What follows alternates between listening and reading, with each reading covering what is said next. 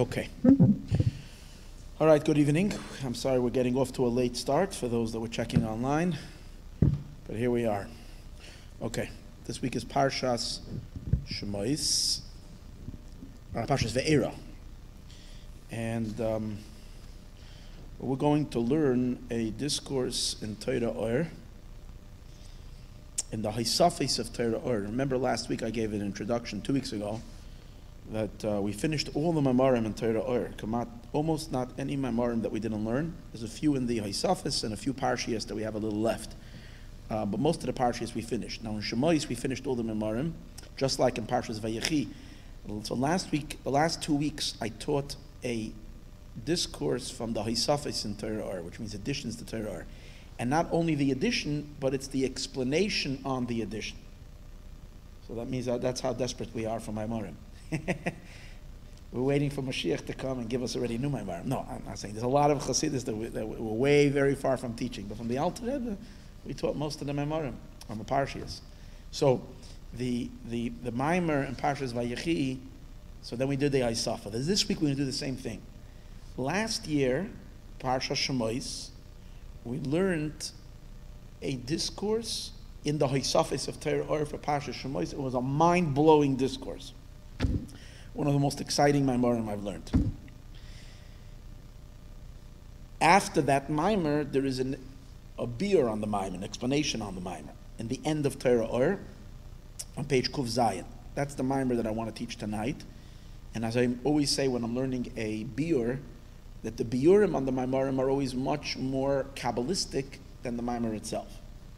Because the Maimer is Chassidus, the biur is the underpinnings of the Chassidic, of the Maimer, where he explains the Kabbalistic fundamental ideas that the Chassidus is kind of, I don't want to say based on, or maybe based on, and so forth. So that's what we're going to learn today. And just to give you a little brief synopsis of the Maimer so you'll understand the explanation on the Maimer. Tonight's class, I just want to mention, is L'schus, L'zeicha Nishmas. Tzivya Liba Bas Chaya Moshe HaKoyin. May it be for Aliyas Neshama. Okay.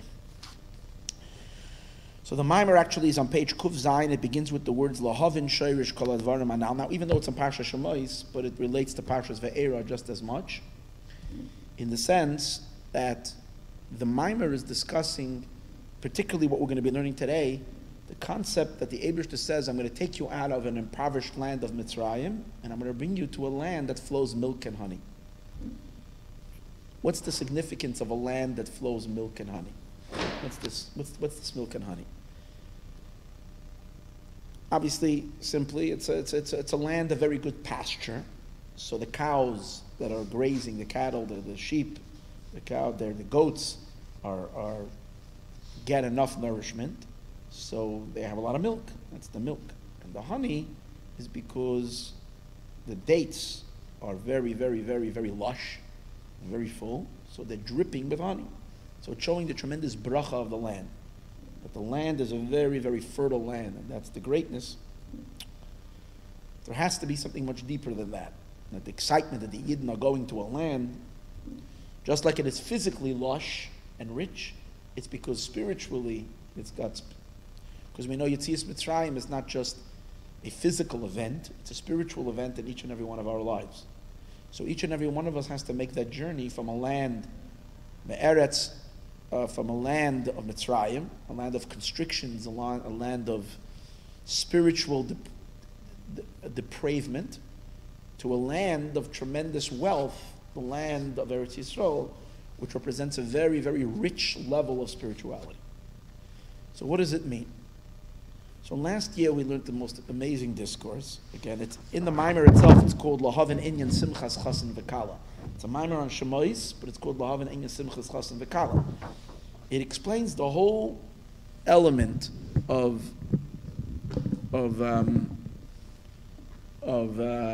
Golus Mitzrayim and Yetzias Mitzrayim in the context as follows. What's the story? Story is if you take a look at Bris Bein Absarim, you find that when does the Eibishter talk to us about a Golus?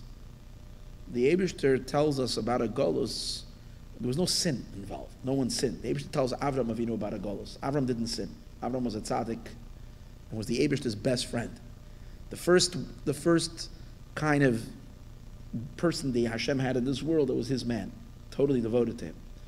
And Hashem has a private meeting with Avram, and they're having it's almost like he takes him out for dinner. They're having a very beautiful, nice evening out. And suddenly Hashem leans over and whispers into Avram's ears, I'm going to abduct your children. I'm going to abuse them. I'm going to cause them pain and suffering. I'm going to kidnap them. I'm going to put them through misery and hell. And then I'm going to redeem them, and they're going to be very rich.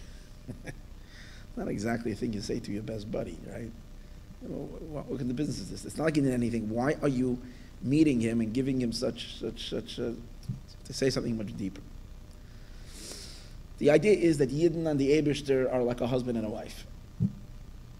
Yidden and the Eibishter are like a husband and a wife. The Eibishter are Kadosh Baruch Hu, Yidden the Shechina, Yidden are rooted in the Shechina, which is the wife of Hashem. And the point of a marriage, it should be children. What's a child? A child is a reproduction of the husband, of the parents, but it's a person reproduces himself in his child. How does he reproduce himself? It's through the intimacy that he has with his wife. And what he's really doing in an intimacy is you're giving your essence. You're giving your entire being.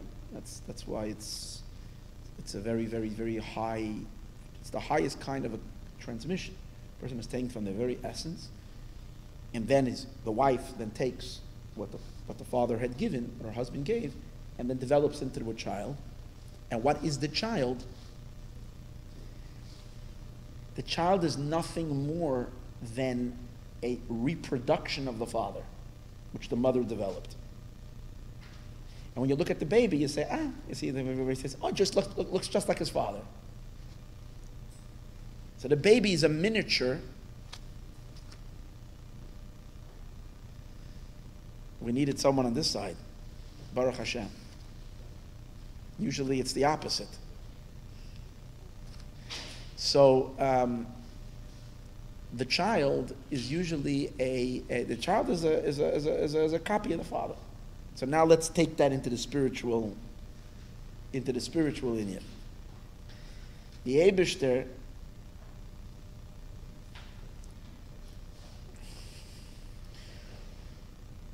in his intimacy with the Jewish people, in his deep love for the Jewish people, wants that we should bring down the Gilui of him in this world.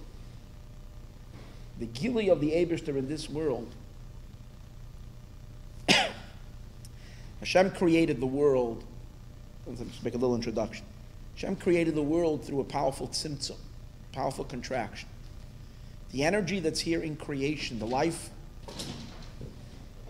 Thank you. The life force, the godly energy that has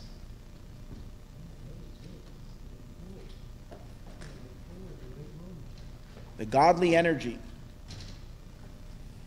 that's here, that created, sustained,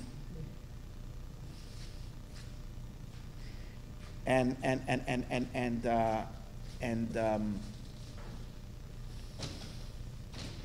is responsible. That's responsible for the world. What's up? The office. Yeah.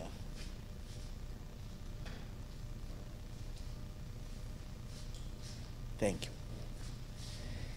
So the godly energy that sustains the world is not Eibishter, is only a tiny little crumb of a crumb of a crumb of Hashem's energy that's in the universe. What does Hashem want? V'nigla k'vod Hashem, that when Mashiach will come, Hashem himself will dwell in this world. That means that in our creation is going to be Gilui of Havaya, of Yud Kei Vav Kei. The Yud Kei Vav Kei, which is the infinite absoluteness of Hashem is going to be revealed in the world. For the infinite Ein Sof to be born in this world, to be drawn into this world, the way it's transmitted is that the Eibishter transmits that light into the Shechina, and then the Shechina gives birth to that light into this world.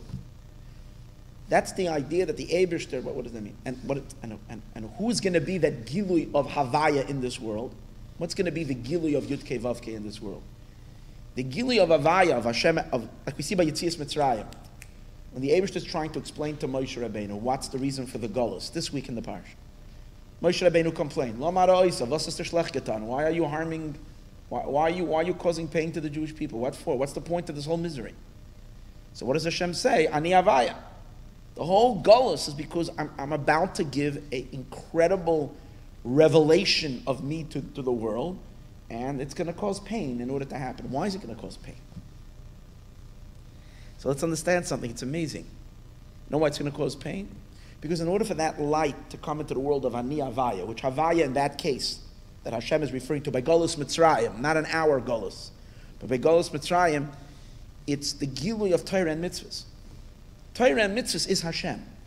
So in order for Hashem to be his Galus in this world, Ani Havaya, there had to be a Golus before. But why did I have to have a Golus? Why do you need it in exile? Why the pain? And the answer is, for that light to come into the world can only go through a yichud. It's this intimate. Where else do we find that someone gives his very self and transmits it? If you teach someone, you're not giving your very self. If you're teaching someone, you're giving information. You're giving knowledge. You're not giving yourself. If you're giving, or if you're giving someone help, you're giving of your money. You're giving of your resources. Where's the only time when a person actually gives themselves and transmits themselves onward? It's only when you're going to procreate a child. When you give a child, you're actually taking your entire being, your very self. This week there was a story on the news, a beautiful story. There was a Chabad Shaliach who had given away his kidney a couple of years ago, a guy in New Jersey. He gave a kidney to someone who needed a kidney. And this year he decided that he also wants to give his liver. Obviously you can't give the whole liver, but you can give a piece of the liver. But that piece of the liver for someone that needs it can actually save a person's life. It can save a person's life. So this week they just had the operation last week. She found another Jew that he gave him his liver. And he made it. So this guy, the hospitals didn't want to do it because a person, once they gave already their kidney, they kind of feel that you're going to give everything away. They're scared. It's a much bigger risk. So there was one hospital that was willing to do it. I forgot which hospital it was. So this guy gave his kidney and he gave his liver. But even if you're giving your kidney and your liver, you're only giving a piece of yourself. What's the only way you can give your entire self? So really in an intimacy between a husband and a wife, the depth of it is that there's a tremendous love between the two of them. And the love is so strong that he says, I want to give you. What can I give you? What can I give you? I'll give you money. That's nice. I'll share with you, I don't know, I'll share my humor with you. I'll give you this. I'll give you that. And a lot of things he can give. But he says, I love, that's not good enough. I want to give you me. I want to give you myself. That's the idea of an intimacy. An intimacy means you're giving your essence. And that's why, since she is receiving her husband's essence, it translates into the child who is the husband, an entire child. Bra kara davia, the child is the leg of the father, which really is. Children are b'makim aviyam. They're in the place of their father. They have the entire DNA in them. If the Eibishter wants to give himself in this world, the only way to do that is through an intimacy. Who is the Eibishter being intimate with? With the Shekhinah, transmitting it. Now the way a baby is born is that the baby is first in a fetus state.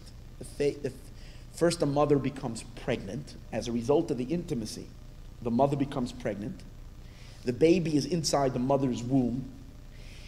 And then finally, after the baby develops in the womb, all the father gave was the DNA. He gave just the kernel, he gave the seed of the entire child. The mother now has to take that seed and develop it into a full-fledged Ramach Evarim V'Shesagidim, 248 limbs, 365 arteries. When you develop the entire child with the entire, then the child is born. Then meaning now it's concealed, you don't see it yet, but it's brewing, it's developing. And then it comes out in the open, the baby is born. Pregnancy is uncomfortable. So now, and when it gets close to the birth, it's not only uncomfortable, it's hellish. The actual birth itself is very, very, very, very painful. It's called chevle leida, the birth, the pains of birth. But it's not pain. It's the one pain that even though you feel bad for the woman, there is a simcha going on when the woman is going into labor, because you know that it's a good pain. It's not a pain chas v'sholem that's a disease or some other chas v'sholem negative pain. It's a positive pain. It's a pain that's going to lead to life and to simchas and to happy occasions. It's a good pain. So when we take a look at the exile, from this perspective, we see a whole different story. Why did the Eibishter tell Avram Avinu bebriz bein absarim? Why did the Eibishter tell Avram Avinu bebriz bein absarim that your children are going to suffer tremendously? Avram didn't sin. It's not about sin. It's like a husband informing his wife, you're pregnant. She doesn't, in a case she didn't know. In this case, Avram didn't know that he was pregnant. Meaning to say, our union is so deep that I have transmitted myself to you. You are going to give birth to me. What's the gilui?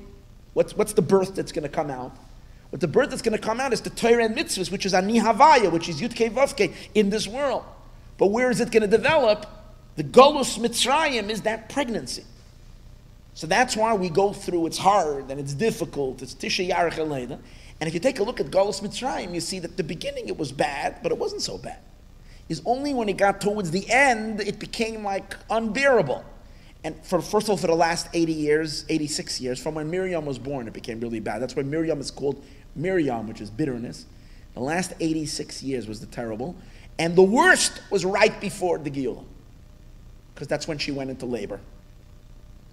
And that's when Moshe Rabbeinu cries out, Lama ra'oisa lama zeh, and the Eibishter says, we're about to give birth. Ve'eira l'Avram ani havaya, Gili havaya. Okay. Knesset Yisroel was pregnant. We went through the hellish Golus. We gave birth to Torah and mitzvahs. We gave birth to a Beis HaMikdash. We gave birth to the Gilui of Yudke Vavke in this world, but on a much lower level. Then we became pregnant again. When was that? In the end of the second Beis HaMikdash. So we went back into exile. This pregnancy is lasting 2,000 years. It's all for the birth and the Holocaust and the First World War, Second World War. This was all the pangs of birth, labor pains. And then there's the birthing. And what's the birthing?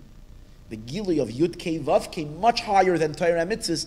The pneumius of the pneumius, the innermost of Torah and Mitzvahs, of the essence of Torah and Mitzvahs, and the essence of God that's going to be fully revealed in the world on a much higher level than before.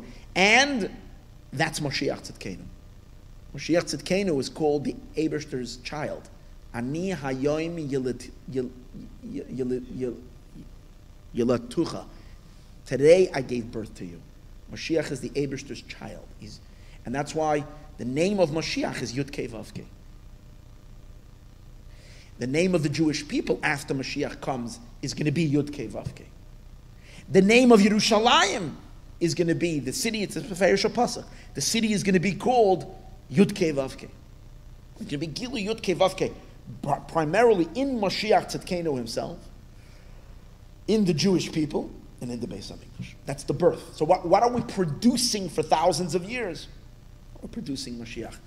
That's also the reason why Jews, the Emunah and Mashiach never became weakened. You wonder, after such a long time, we would have kind of like given up.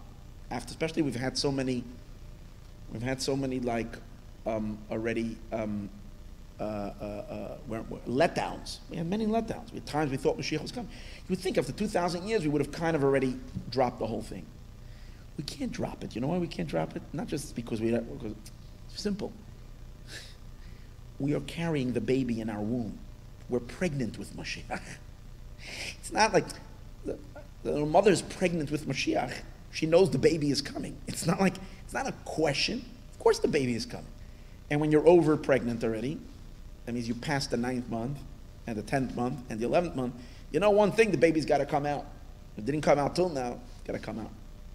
So the fact that we become more and more convinced that Mashiach is coming is because it's not like, because people usually think like Mashiach has to come from like somewhere out there from the sky and he's going to redeem. It's not coming from the sky, it's coming from within us. It's the birthing of all the mitzvahs that we've done and all the godly light. Every bracha that we've ever made, every time we said Baruch Ata Hashem, when we're drawing down Yud Kei Vav Kei, every mitzvah we've ever done, it's all coming together. This is all part of this pregnancy. It's all part of the development of this fetus. And when all that is suddenly going to burst, and boom, the baby is going to be born, which is the Gilui of Yud Kei Vav Kei, which is the Gilui of Mashiach in the world, that's the birth. That's why he says in the Maimer, the pasuk keeps on referring to when Pare doesn't want to let the Jewish people out. The pasuk uses the word Vayhi ki hiksha Pare l'shalchenu. Ki hiksha. What's the lashon ki hiksha? Pare had a hard time to let us out. Why was Pare so stubborn? Hiksha comes from the word mekasha leiled. Mekasha leiled means a woman that's having a hard time to give birth. Now every woman has mekasha leiled. It's an interesting thing. How does birth happen? The mother is carrying the baby inside her womb. But then, when it comes time to actually give birth, the womb has to open so that the baby can come out. What's going to cause the womb to open? So it's a very interesting thing. What causes the womb to open are the contractions, which, in essence, what's happening really is that as the baby is getting closer to be born, so the baby is pushing down, the uterus or whatever, actually gets tighter and closes. It's getting like more constricted because it feels, now there's a tremendous tension. The tension of the constriction, and which is blocking, and then there's the baby that's ready to go out, that's pushing. It's that very tension of the constriction versus the power to release that creates the contractions, and that's what enables the baby to be born. That's why in the end of Golus, what happens is the Golus, it seems like we're told that Mashiach is coming, and yet what do we see in the world? Sometimes opposite things. In other words, like the Golus is like kind of trying to grip us and pull us in. But that's not a sign, chas v'shalom, of Geula going away from us. That's actually a sign that the contractions are happening, and the push to have the baby be born is only stronger. Okay. Now, that's the theme that we learned last year in the Maimer. But then he added one more amazing idea. So what does the Eibishter say once the baby is born?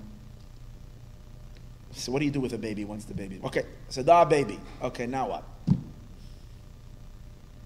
What do you do when a baby is born? Feed it. You have to feed the baby. What do you feed a baby? Milk. The baby gets milk. That's why the Eibishter says, I will take you el ered zavas cholov Udvash. You have to go nurse. So going up to a land that flows milk and honey is where the mother will nurse her baby. That's the idea. It's unbelievable stuff. What's the nursing? What is the nursing that happens in Eretz Yisrael? So what's the function of nursing? Why can't you give the baby food? Besides the fact that the baby doesn't have a stomach to stomach real food, there's another reason why the baby has to nurse. The real reason why the baby has to nurse is because milk is a very special diet. Milk, you see, it's the only food that you eat that causes the growth in the child incomparably faster than any other growth period in the development of a child. In the first 2 years of a child's life, they probably, this week my wife tells me that there was a story in Texas. A baby was born, broke the records, a 15-pound baby. This is like, wow, a 15-pound baby. Maybe this is a sign that Mashiach is coming and the big baby is being born anyway. See, I didn't think, I have to look at everything from the eyes of Mashiach, but that could be, it's about to say the biggest baby is being born. But in any case, but a regular baby is what's the size? 7 pounds, 8 pounds. A 9-pounder is a big baby already, right? 7, 6, 7, 5, 6, small 5, right? A lady, okay, so now baby is 5. When the baby is 2 years old, how many pounds is usually a baby? About 20, 25? At least 5 times, 4 or 5 times its size in 2 years. If we would continue that every 2 years to get 5 times our size, we would be pretty very big. There's no other period in time in our life that we have such an exponential growth. Why is there such an exponential growth in that period of time? Is because the baby is nursing. The mother's milk has a specific, it's what we call magdil havlad. It makes the fetus, it makes the child hagdala. It makes the child grow way beyond any other type of growing. It like expands. The child like shoots and grows up really, really big. Special in milk. That's why the baby has to have milk. What's the quality of milk? What is milk? So you have to say that milk is made up of something very special. What's the milk made? Now the milk comes from the mother's breasts.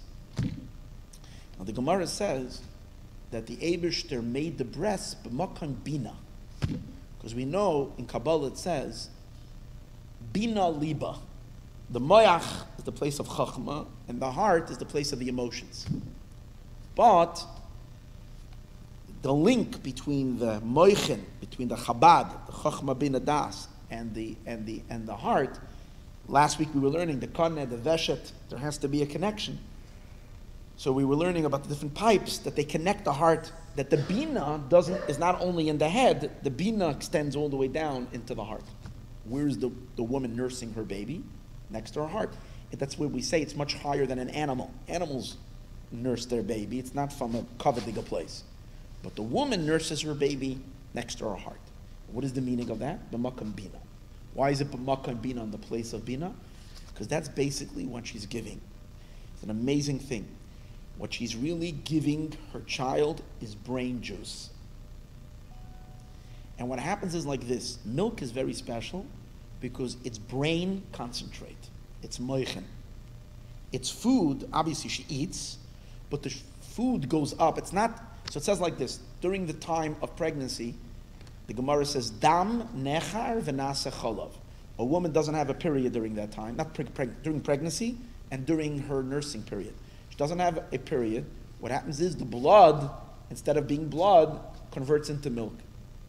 And the deeper meaning we're going to see today, a little later, Kabbalistically what that means, but what it means, just briefly, is that the blood is oila, goes up, and it goes into the brain, and from the brain it becomes a very, very, very, in the brain you don't have milk. I don't think anybody think that if you open a brain you're going to find a lot of milk over there.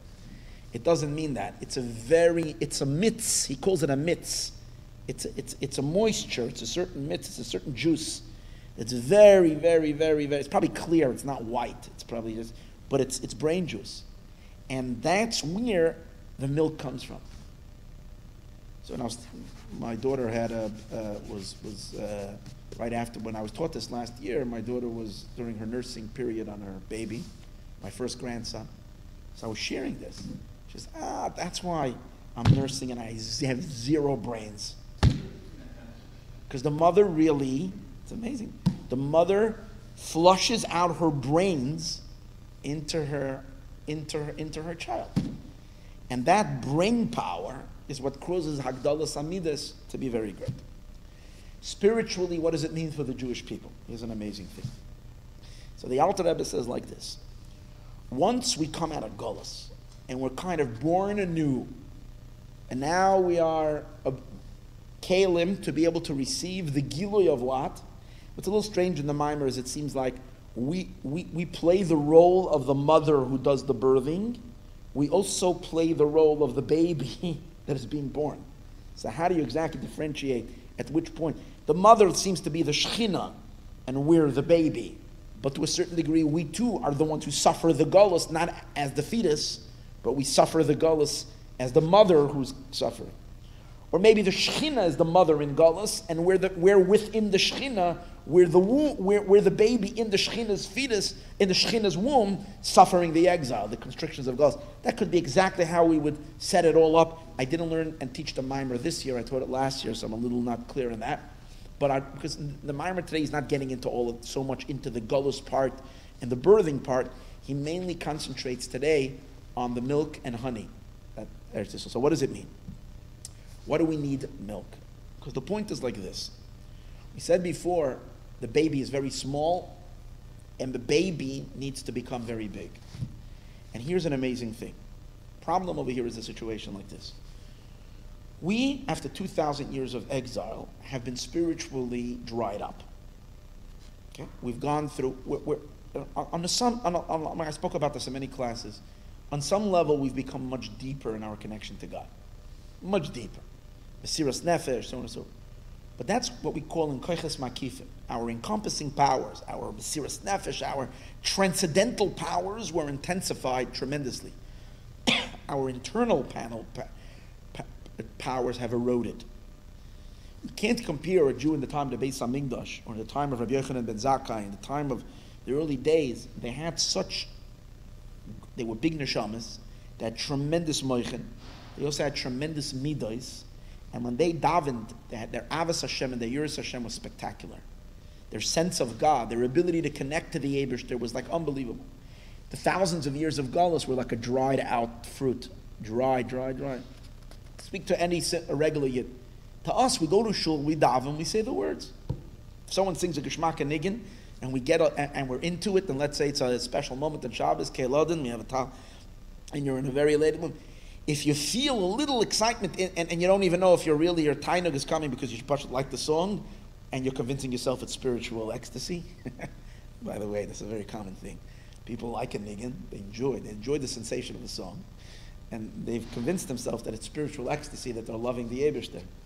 Not necessarily, I'm not going to say anything bad. Everybody should feel whatever they feel, but you have to realize, to have real love for God has to be true love. I mean, the emes of love, a true love to Hashem. It takes time. Very rare that we have a burning sensation of desire and fire to love the Eibishter, like we saw the Talmidim of the Baal Shem Tov, the Tzaddikim, Rav Levi Yitzchak Berditchev, I mean, these Tzaddikim, Rav Zusha, I mean, they would tremble in all, they fire, that's called love of the Yira. We don't have any of that.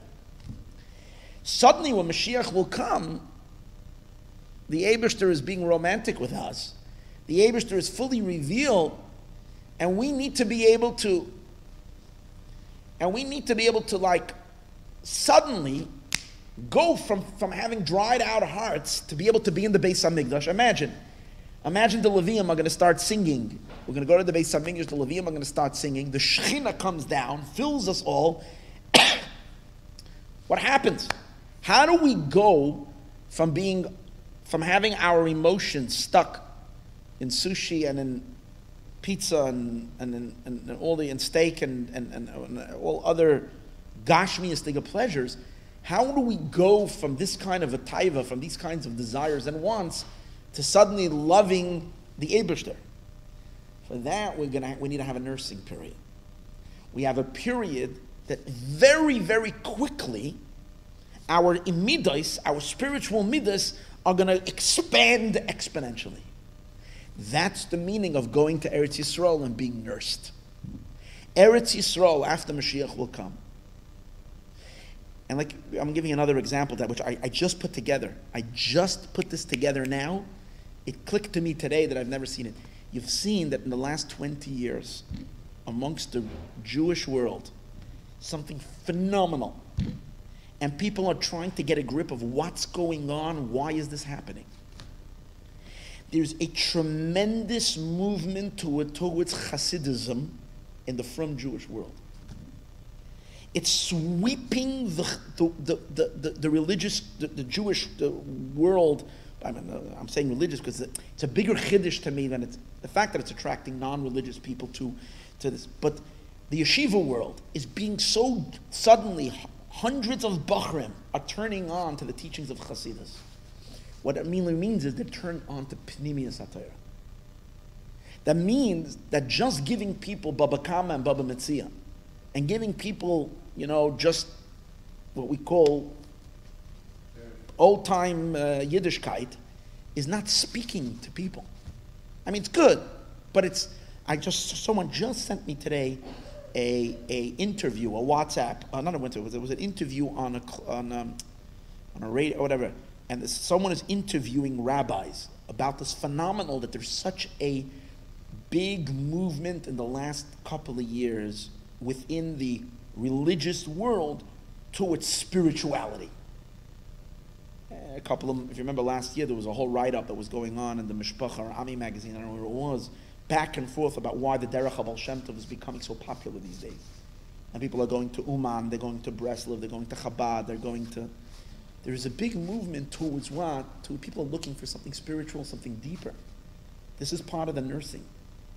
The Eibishter is nursing the Jewish people quickly now so that we should be able to develop a sense of Eibishter, of Elokus, a feeling towards Elokus that we haven't had, but now it's coming back to us because we're going to be coming back into a time of such intense spirituality and connection to the Eibishter.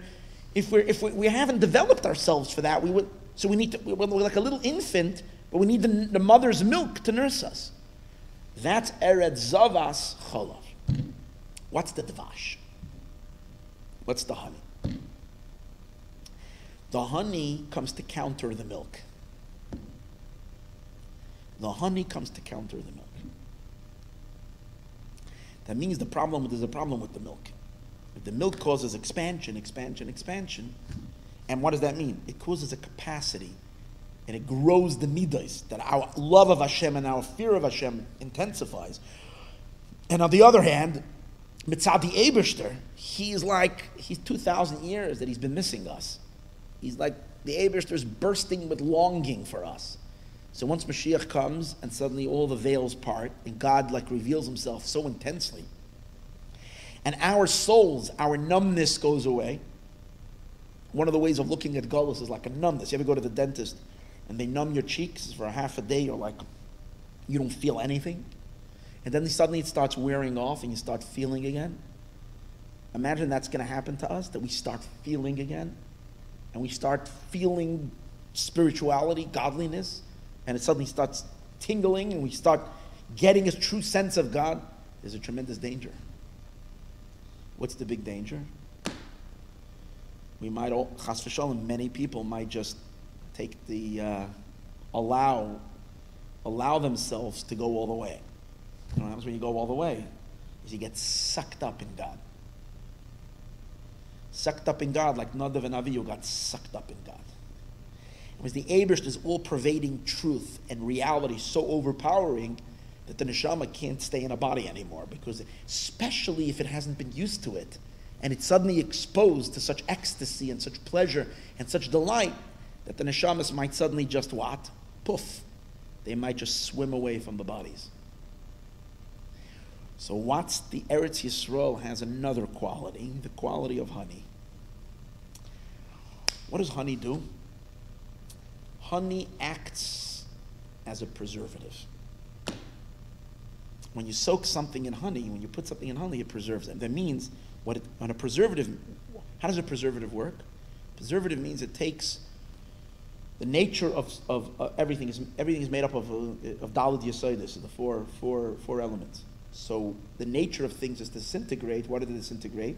Because everything that's morkav, everything that's put together, eventually the screws get loose, and what happens? It starts to fall apart. So the Daled Yesodis. What does the honey do? When you put something in honey, it stays, because the honey keeps things contracted. It keeps things compressed. The Gemara says an interesting story. The Gemara says a story about Hordis. Hordis, after the story of Hanukkah, the kings of the Hashmonaim became kings. The Hashmonaim proclaimed themselves kings. It was considered a sin on their part, because the kings are supposed to be from the house of David, from the family of Yehuda, descendants of David. The Hashmonaim were Kohanim. But yet, because they won the war, they were the big machers, the big heroes, they took for themselves the honor of being the kings. Their kingship lasted for 103 years. The early ones were tzaddikim. Afterwards, they were the worst corrupted. They were very corrupt. It was like the worst things were going on. Time of the second. I just read about it recently. Crazy. Anyways, and finally, after 103 years, a slave from the family of a slave to one of the Hashmonaim kings. I forgot already who the last Hashmonaim king was. A slave in his family heard a baskol. He heard a heavenly voice. And the heavenly voice said that anybody that will rebel today against their master will be successful. So that's when he rebelled, and he rose up and he killed whoever he needed to kill over there. And he basically gained control over the palace. He killed his master, he killed the king, and then he actually went, because he was so paranoid, that he killed every family member of the Hashmonaim. But he needed some legitimacy because he wanted to be king. So he needed one legitimacy. He needed to legitimize himself. He needed legitimacy. There was one girl left. She was beautiful, and he actually wanted to marry her. And by marrying her, she would lend legitimacy to his kingship, similar to Vashti lending legitimacy to Achashverosh. Because like this, he's not just, he's from the royal family. His wife deserves to be king. So what happened? He was planning to marry her. It says that she went up to the roof and she made an announcement, a declaration. She said, anybody that claims that they come from the family of the Hashmonaim, you will know that they're liars, that they're servants, they're slaves. And she jumped off the roof and committed suicide. In other words, she said, I'm the last one, and meaning I didn't have any children. So if someone will make a claim that they come from the Hashmonaim, it's a lie, because everybody was killed, and I'm the last survivor, and finished. He, because he loved her, and also because he wanted to claim that he has some relationship to the family, whatever, he took her body, and he preserved her in honey for 7 years. That's what the Gemara says. He preserved her in a casket, and he filled it with honey, and that's how he kept her. I guess afterwards, whatever. But what you see from there is that honey is a preserver, that even a body that generally should disintegrate, the body was preserved because it was being in honey. So these are the two qualities of Eretz Yisrael. Cholov is that after the powerful revelation of Mashiach, we have the milk. We have the milk. And the milk develops. The milk grows us. But the problem is, because the milk can be so strong, we need to have the honey to counter that thing. Here is where he's going to explain the inner workings of honey and milk. What's the real pneumius of honey and milk? So when we talk about honey, right away the thought that comes to our head is the apple in the honey, right? That's how we start the year. We dip an apple in honey. Udvash. So let's see. What's the significance of Udvash? That's all the Eli, you ever went to a shir that had such a long introduction? That was the introduction to the shir. Now we're going to learn the Maayon. Lahav, and to understand Shoresh Kol Advarim Anal, the root of Kol Advarim Anal, of all the aforementioned Inyanim. So we want to understand Shoresh Inyan Cholov Udvash. We want to understand the root of the idea of milk and honey. In Udvash Niskar bePriyetz Chaim, so in Priyetz Chaim from the Arizal, when he speaks about Dvash, he mentions over there Shar HaShofer, in the portal, in the part of Priyetz Chaim dealing with Shofar. Shedvash hu din de gadlos, that completely unexpected, completely contrary to what we would think, that honey is chesed. What's honey? Honey is sweet. So we would think that honey is chesed. It's kindness. It says in Priyetz Chaim that honey is actually din. It's gevura. If you tell me a jalapeno is gevura, you tell me a garlic is gevura, An onion is gevura. A horseradish is gevura. I can understand that. But chocolate is chesed. Sugar is chesed. And therefore honey, which is sweet, is also chesed. But in Pri Etz Chaim it says, no, honey is also din.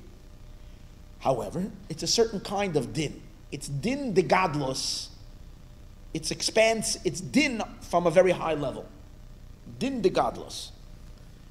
Where do you see that? That's why when we dip Rosh Hashanah by night, what do? We dip the apple in honey immediately. So you think, okay, we're done with the honey. No. The entire Rosh Hashanah basically is related to honey. Why? Because when we blow shofar the next day, we know what's the power of the shofar. It's all about sweetening the judgments. And Pesach, Rosh Hashanah by night, why do we dip the apple in the honey? We want to sweeten the judgments. If chas v'shalom there was any din upon us, we want to sweeten it. So with shofar, we're also doing that. So the Arizal says an interesting thing about the word shofar. Shofar is split into two words. Pei reish, par, shin vav. So watch this amazing idea. Just for this itself, it's worth coming here the whole night. What's par? So par is gematria 280. It's the concentration of all the harsh judgments. Are par. Well, with chas v'sholom, if there's any kind of wrath, anger, judgments above, it's all inside that par. Why? In Kabbalah, there's a concept called Hey Gevurais. There's Hey Chasadim and there's Hey Gevurais. Hey Chasadim are the 5 fingers of the right hand. Hey Gevurais are the 5 fingers of the left hand. 5. Left is Gevura. 5 fingers, Hey Gevurais. It says that these Hey Gevurais, we'll soon understand in a moment what they mean, but these Hey Gevurais are related to 5 letters of the Aleph base. Which 5 letters? The letters Menatzpach. If we look at the Aleph base, we find that there's regular letters, and then there is double letters. So the regular letters, the double letters are mem, mem, like this. Those that have an end, a mem sofit, right? A nun sofit. Mem, nun, tzadik, pei, chav, that's menatzpach. The reason why they are called, also we say like this, these letters are 5 dinim, they're judgments. Why are they judgments? What's the idea of din? Chesed is the impetus to do what? To give. Chesed is flow. What's gevura? Holding back. Ezehu gibar, what's called a gibar?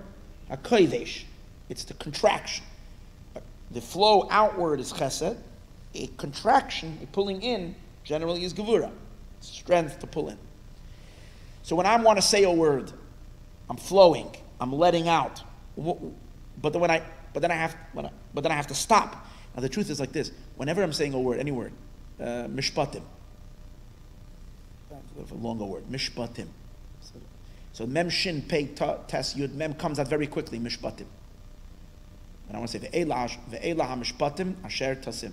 So between the mishpatim and the asher, I stop, take a breath, and then I can say, because it's the next word. Ve'elah mishpatim asher, or between every word. That means it's a stop. What's the stop? It's basically like you're driving. It's almost like you're driving. You're driving. Gas, brake. Gas, brake. When you're speaking, you're saying the same thing. You're giving gas, that's chesed. You're flowing. And you're saying letters, a bunch of letters that are conveying an idea. You hit the brake. When you finish a sentence, you have a bigger brake. The 5 letters, menatzpach, they only come at the end of words, which means they're the brakes. So they represent gevura. What's gevura? Holding back. Good. Now let's take a look at the 5 letters. Mem is how much? 40. Nun is how much? 50 is 90. Menatz tzadik is how much? 90. 90 and 90 is 180. Pei is how much? 80. So 180 plus 80 is 260. Chav is 280. Par is the concentration of all 5 dinim. So all 5 powers of din, mem, nun, tzadik, pei, chav, which are the 5 powers of din, are all concentrated in the word par. So if chas v'sholem there's any dinim, we want to sweeten it. How do we sweeten the dinim of the shofar? Shin vav is gematria devash, 306. Devash, instead of the vav, you have a beis and a dalid. So see, So shofar is dvash par. You're taking the judgments and you're dipping it in the honey, you're sweetening it. But when you sweeten judgments, how do you sweeten it? Simply, you would say, you sugarcoat it. If you have something really, really, really intense and you don't want it to, so you put on it a lot of sugar, put in a lot of chocolate, and you put it sweet, you put it around. That's not the way you sweeten judgments. You can't sweeten judgments in the opposite, in chesed. To sweeten judgments, you have to raise it up to the source of judgments. Eina gvurais nimtaken, there's a famous phrase in Kabbalah and in Chassidus, Eina gvurais nimtaken ela b'shoreshan. The way to sweeten judgments is to go to the shoresh of the judgments themselves. That's why you don't dip in sugar. What do you dip it in? Honey. Because honey is also din. But it's din de gadlos. It's dinim on a very high levels, we're going to see soon, which are not negative judgments. There's nothing negative, quite on the contrary. They're the most powerful, powerful force that there is. In terms of chesed, it's a very, very, very intense chesed. We're going to see in a moment. Honey is not stam, it's gevura. It's the intensification of chesed. That's what it is. It's intense chesed, so it's gevura. It's gevura shebe chesed. That's what he's going to explain in a minute. But in any case, let's read inside. Within the God, the shin vav shel shofar, the shin and the vav of the word shofar, who begamatria dvash is gematria dvash, who b'chinas gevura is shebe chesed. It's the gevura is shebe chesed, which, by the way, is going to explain an amazing thing. We know that for babies, little babies, you're not supposed to give them any honey. Very dangerous. We understand why. Because honey is the exact opposite of the milk. Milk is ultimate expansion. And what does honey do? Contraction. And for the little baby, they're in the period now when they need expansion and not that counter honey. Because honey is a gevura. And that's why you can taste it. If you taste honey, there's a certain sharpness to honey. It's sweet, but it's sharp sweet. So let's see. The Gidegash Shemesh Ugamatri Udvash for who b'chinas gevurais, it's gevura, but it's gevura shebe chesed.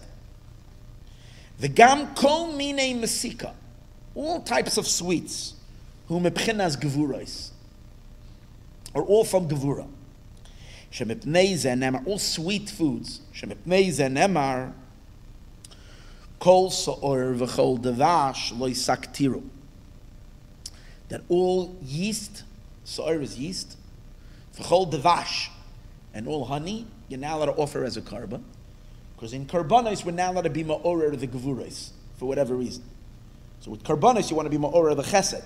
So therefore, you're now allowed to put devash, not just yeast. Devash either. The koya, but the halacha is, as Rambam says, it's not only honey. You're now allowed to bring candy in the base of English on the mizbeach. You can't put any sweets. The koya al kol mine masika, any kind of sweet thing. V'lav dafke devash, and not only honey. Ke the pirish Rashi b'chumish parshas vayikra. That Rashi says beferish and chumish parshas vayikra that devash doesn't only mean honey. It's anything sweet. Shakasav the chol masikas pri. Every sweetness, you can't use a juice. You can't bring any kind of a juice, apple juice, or anything like that. Any type of sweetness of peri, kara devash, is called honey. To understand this, eich davar hamasok. How is it that something that's sweet, whom ebchinas gevurais, is from the element of gevura, valai ha-gevurais hu adin v'atzimtzum. Gevurais is judgment. It's contraction. And generally we associate it with harshness, bad stuff, negative. We don't want to be ma'ir dinim, judgments. Din, we shudder from the concept of din. And here we're saying that what? That honey, which is a good thing, and sweet, it's gevurais. How do the two fit together? The Inyan who? The idea is, the be'emes kama mine gevurais yesh. There's different levels of gevura. And in general, there's two levels of gevura. Echad hadin. One level of gevura is what we're familiar as gevura. Din, judgment. V'hu inyan hakiloyai. This is the idea of something that destroys. For example, fire is din, is dinim. What does fire do? If fire chas v'shalom catches onto something, it destroys it. So instead, what's chesed? When something of chesed touches something else, what does it do to the thing that it touches? It enhances it. For example, if you take water and you put it onto any flower or any plant, you put water on it, what is the water going to do? It's going to enhance it. It's going to give it, so it's kindness. It's helping it. It's helping him grow, it's helping him develop, it's contributing something. Take away the water and take a lighter and put it to the flower. If the gevura touches the flower or the plant, what is it going to do to it? It's going to burn it. It's going to destroy it. And we can understand that. If the Eibishter, we always hope that if the Eibishter will do kindness to me, what is it going to happen? I'm going to thank you. I'm going to be happy, and I'm going to serve you better. God forbid, you're going to burn me, you're going to destroy me. Chas v'shalom. So we ask Hashem, Chas v'shalom, we don't want gevura. Gevura is destructive. Destroys. That's one. Another element, take a look at fire. In addition to it burning everything else, by itself, it's very intense, and it's in a state of istalkus, a state of departure. It's the opposite of flowing. It runs away. It's running away. And if you're not holding the fire down, goodbye. It's not here. Vistalkus. And I'll give you an example in human personality. Even in a good way. It can be in a good way. It doesn't necessarily have to be in a good way. There are people that are very, very not flowing. They're the opposite of chesed. They're very gevuridik. And it's very hard to be... In general, they're very, like we might say, withdrawn from relationships. They're withdrawn from people. They're not the type of guy in shul that walks over and talks to everybody and is friendly. They're very, very to themselves. And then you feel like you want to connect to them. So different people. There are people who are just plain shy, but there are people that are be'etzem gevuridik. So you go over and you try to befriend them and to get a little suddenly. And suddenly, you get such a bite, and you'll never try it again. In other words, you talk to them a little bit. They're very critical. They criticize. They're on fire. They'll burn you. But they're also within themselves. That they're not revealing. They're withdrawn. They're pulled away. It's like an eish. Then there are chesed people. That first of all they flow, then generally open, and by getting close to them, you have the tzaddikim. There are tzaddikim that they cut like the Baal Shem Tov. They cuddle everybody. They give everybody. They're very, very much chesed flow, enhancing, giving, and kind. And then there are the tzaddikim that are very, very, right, very withdrawn, very la'atzmam, very to themselves. And if you do try to this, they can. I don't want to say chas v'shalom. They can be very, very, very sharp, and chas v'shalom, like the difference of Shammai and Hillel is fire and water. When the guy came to Hillel, what happened to Hillel? What did Hillel do for him? He said, "Teach me the whole Torah on 1 foot." Hillel said, "Sure." He gave him one thing. He slowly developed him. He built him up. The guy came to Shammai. He got so burnt he ran away. So it's fire and water. Din and chesed. Okay. It goes away, it withdraws into itself, fine. Beis and the second, that's one kind of din. But then there's a complete other kind of din. Beis who are hapach, the total opposite.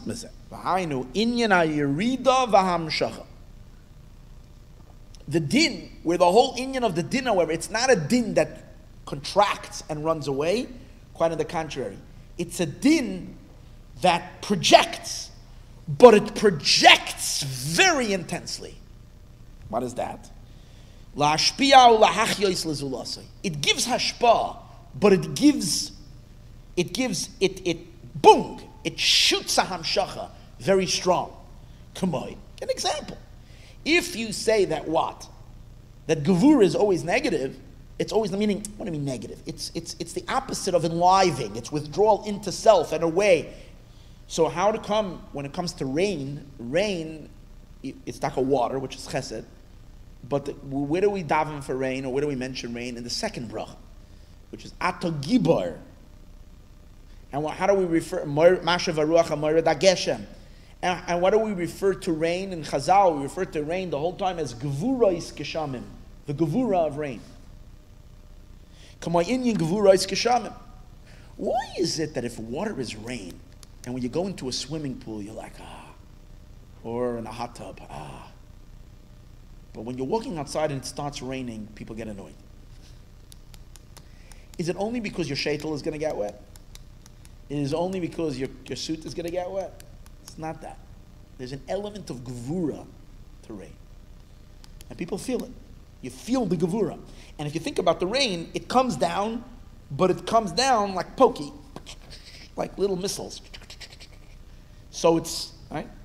But what do you see? Sheyardim b'gevura. They come down intense, and each one separately, instead of a flow. It's what gevura is, it's pieces. Oi, lakayim, or another example, as we said, honey. If you want honey, what did we say earlier? Honey, which is gevura. And honey is gevura, and what happens with honey? It acts as a preservative, which means instead of destroying something, it's actually preserving it. It's gevura. But what is it doing to the thing that it's coming onto? It's actually strengthening it and preserving it, the opposite of fire. It's to sustain the existence. Bilti yoivad. It shouldn't get lost. V'yachala, and be destroyed. Kinyan advash, like honey, hamakavitz, that causes things to get together, like that. V'zelo yiyal piarov kiyam epchenes hagevurais dafka. Dafka, the gevurais, has that ability. Kamoisha anu royer. Another example.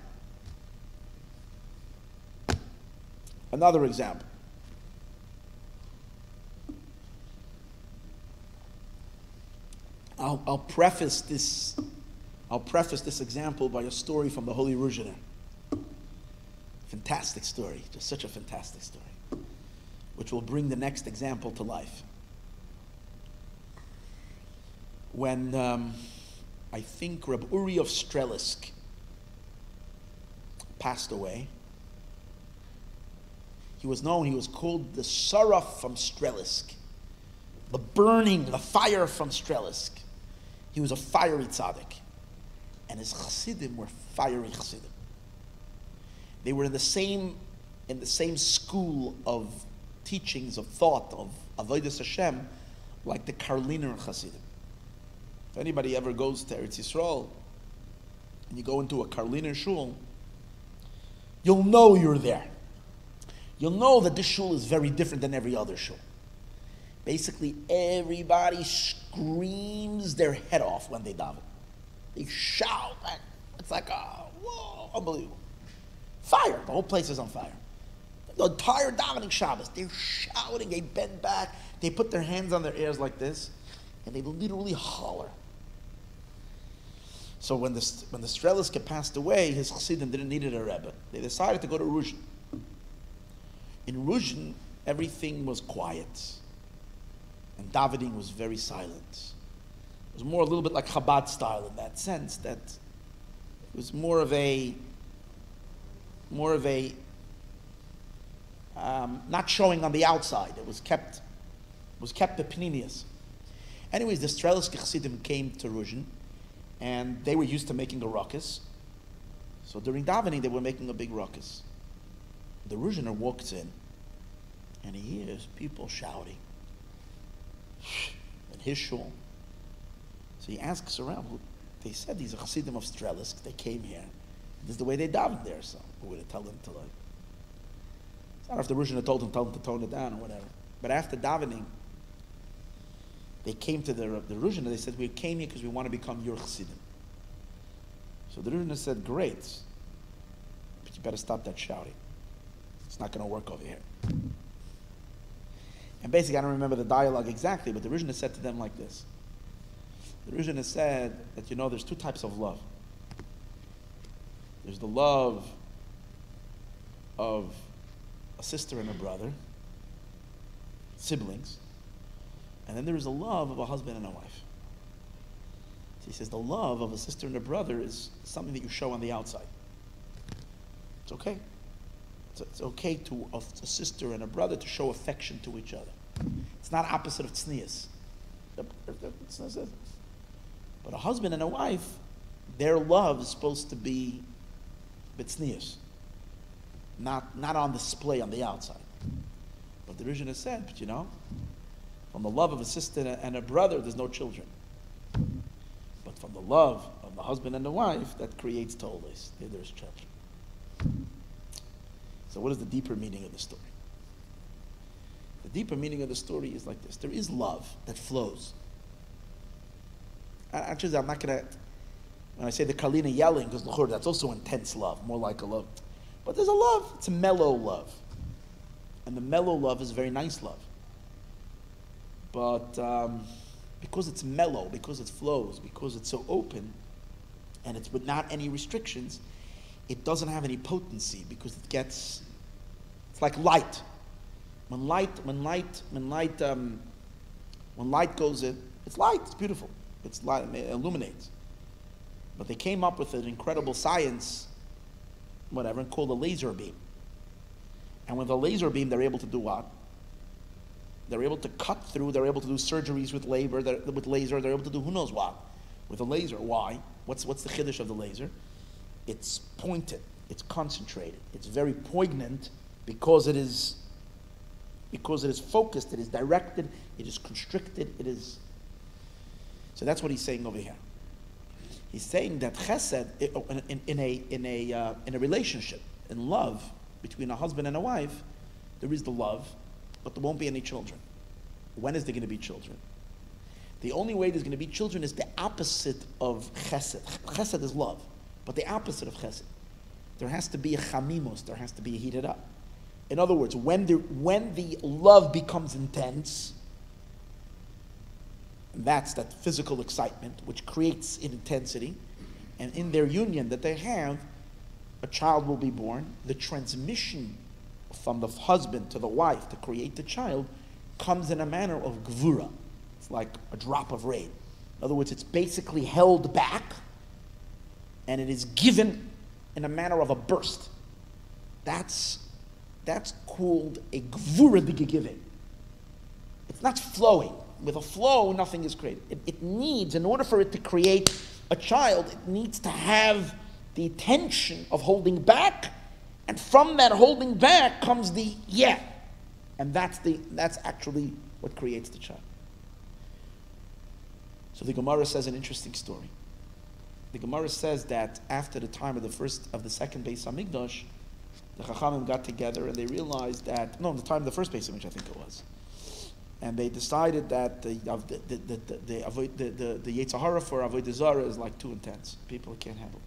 So they davened that there shouldn't be a Yetzer Hara for Avodah Zarah anymore. And so it happened. I forgot what the Gemara says. They saw something, they had a vision, they saw something leave. They saw, a particle from the Avodah Zarah, we got potter already from, we got rid of the Yetzer Hara for idol worship, for idolatry. Let's deal with the next biggest avodah zarah, the sexual drive, which causes such craziness in the world. Let's get rid of that Yetzer Hara, the Yetzer Hara for arayos. So they davened that they should go away, and the taka went away. They saw a fire go out. The next 3 days later, they looked all over Israel or all over whatever. They couldn't find a chicken with an egg. That means basically, and they realized the world will not operate without the Yetzer Hara. Because they need the Yetzer Hara to keep things, keeping it for procreation. They need to keep it. Which means that the Yetzer Hara serves a function. Anish ken zhan kavelt. What does that mean? What they knocked out was this chamimos. They knocked out the gevura. They knocked out, now this is not a bad gevura. This is a good gevura. I mean to say if it's in a kosher way. I'm not saying, of course, it's Yetzer Hara is Yetzer Hara and it perverts it. But in a kosher way, in a marriage, in a kosher way, the chamimus is a good thing because that's the way you'll have a child. A husband can libum von heim bis morgens wird nicht sein gar nicht unless there's an intimacy, which requires the heat. So in other words, chesed shebechesed doesn't create children. What creates children is gevura shebechesed. Chesed is usually cold. the nature of water is cold. Fire is hot. But when you mix the fire, when you take the gevura, the nature of fire, and you apply it to the chesed, what happens to the chesed? It becomes not mellow kindness, it becomes intense kindness.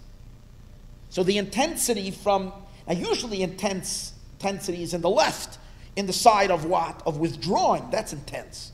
Retraction, that's intense. Outward flow is usually mellow. Here is where you're applying a nature that belongs to Gevura, to the side of holding back, but you're applying it to the side of giving, so it becomes a giving with intensity. And that's the idea of Gevura is Geshamim. And that's the idea of having children, giving birth. It all comes through Gevura. One more case, he's going to give another example, where Gevura, you see, gives life. Adarabah, but it's a very different type of a Gevura. Instead of the Gevura being a type of, I'll give you another Gevura. Ben Azai and what's his name? Ben Zayma didn't get married. Why didn't Ben Azai get married? Because he was on fire to serve the Eibishter. He didn't want to be in a relationship with anybody. That's withdrawing away. That's also Gevura. That's the Gevura of his neshama returning back up. It's not Gilui. That doesn't create anything. That only withdraws. Here we're talking about a Gevura that's applied to a love. But the love is not a mellow love. The love is an intense love, so they can procreate and have children. Another example where Gevura Dafk is the source of life. Another example. Blood. What's the main life-giving power in the human being? What keeps the neshama, kid nefesh habasar, bedami is in the blood. And what's blood? Which color is blood? First of all, blood is hot. Secondly, blood is red. These are all, or even blue, whatever. These are all gevura colors. This is gevura. So you see, ikar chayos, the main life of the body, comes dafka from the blood. So again, it's the tagburas hachesed is called gevura. That's the concept of honey. Honey is honey. It's sweet, but there's a certain intensity to the sweetness. Okay. Let's read over here. Like we see, the heat of taiva, of any kind of a lust, is also called gevura. Ki you do as it is known. The main source of birth, when the Yetzer Hara was nullified for 3 days, they couldn't find a chicken egg because everybody went on vacation across the entire world. And the birth, and what's birth? Birth is giving, it's life. It's not running away, it's not a stalkus. If it would be a stalkus, then it would be what we call abstinence. A withdrawal. This is giving life. Mashpia, new life into the world. So it's in a manner of hamshacha, of going aflow. V'yerida, and a descent. Memohus lemahus acher, to give from one person to another mohus, to another human being. Ache yoyle dugmasai, until he will give birth to someone that's like him. Shuhu Inyan chesed. It's the idea of chesed. Hepachadin v'estalkus. It's the opposite of judgment and retraction. Chein anurayim, and so we talk a see. Ki adamu anefesh, we see also with blood. Hu yikari b'shem gevurais. Gamkein is also called gevura. Ki you do as it is known. The ikar achaya shalaguf, and this is the main chayus of the body. V'achayus hu shefa chesed amiti. It's real chesed. Lahachyais lezulasai. It's the nefesh doing kindness with the body to enliven the body. How does it do it? Not through a mellow. The relationship of soul and body is not through a mellow flow.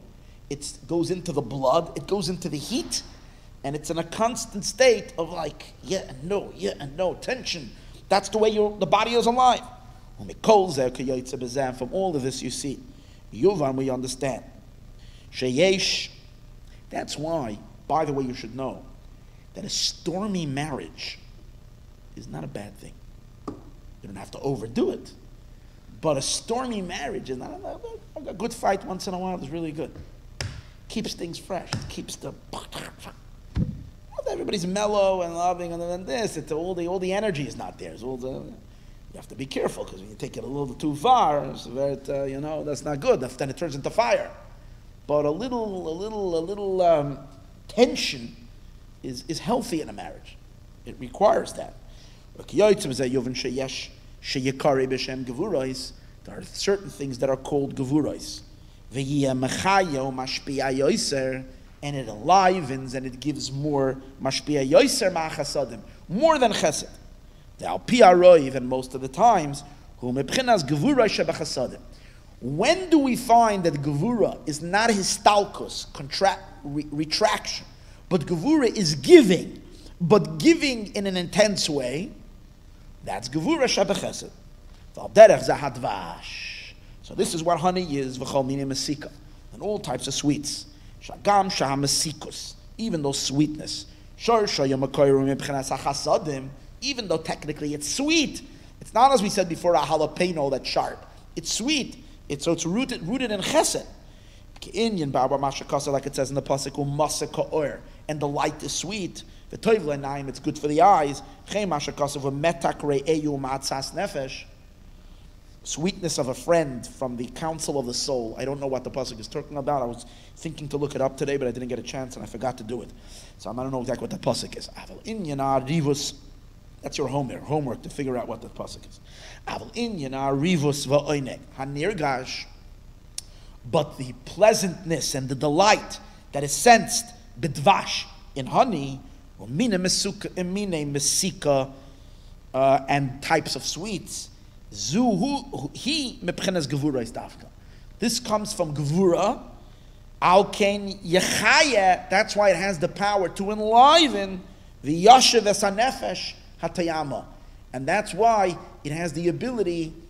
A lot of times, you're kind of down. You're feeling like very, very like dead. Not dead, but lethargic, tired, and you eat a sweet, you have a chocolate or something like that, and it gives you an upper. It suddenly, that's what he's talking about right over here. It re-enlivens you. Why?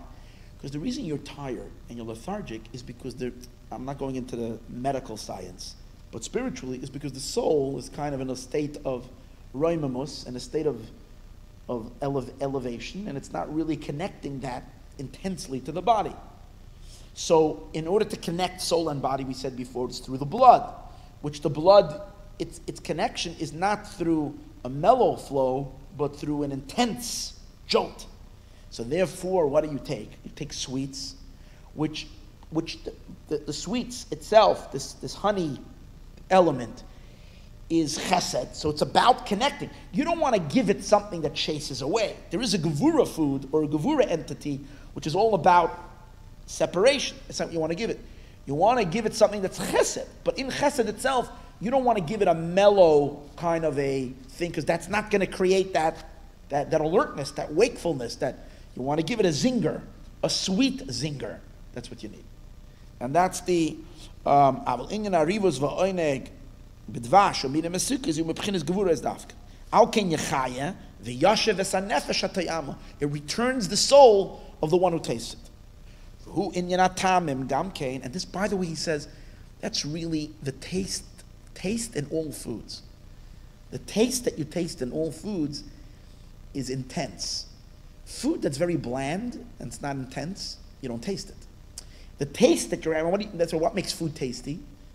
What makes food tasty? It's generally you spice it up with the right, you garnish it with the right things that give it enough of a zinger, and that's the taste. Or sometimes you have food that essentially are tasty, But that too, it's an intense.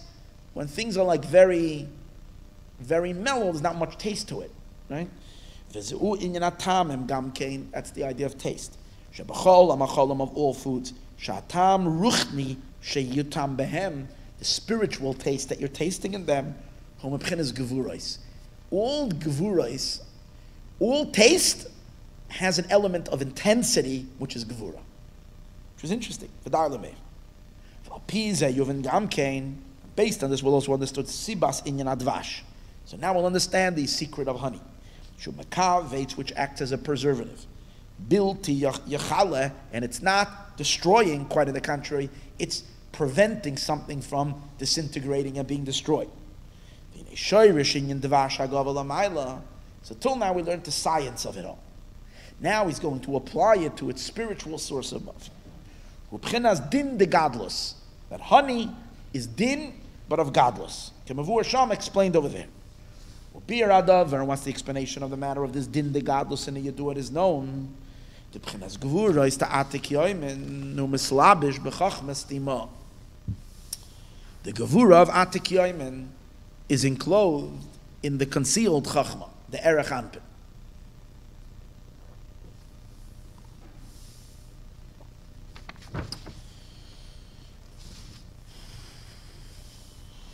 Shememeni Shoresh Cholov Birunim the Reish Peches.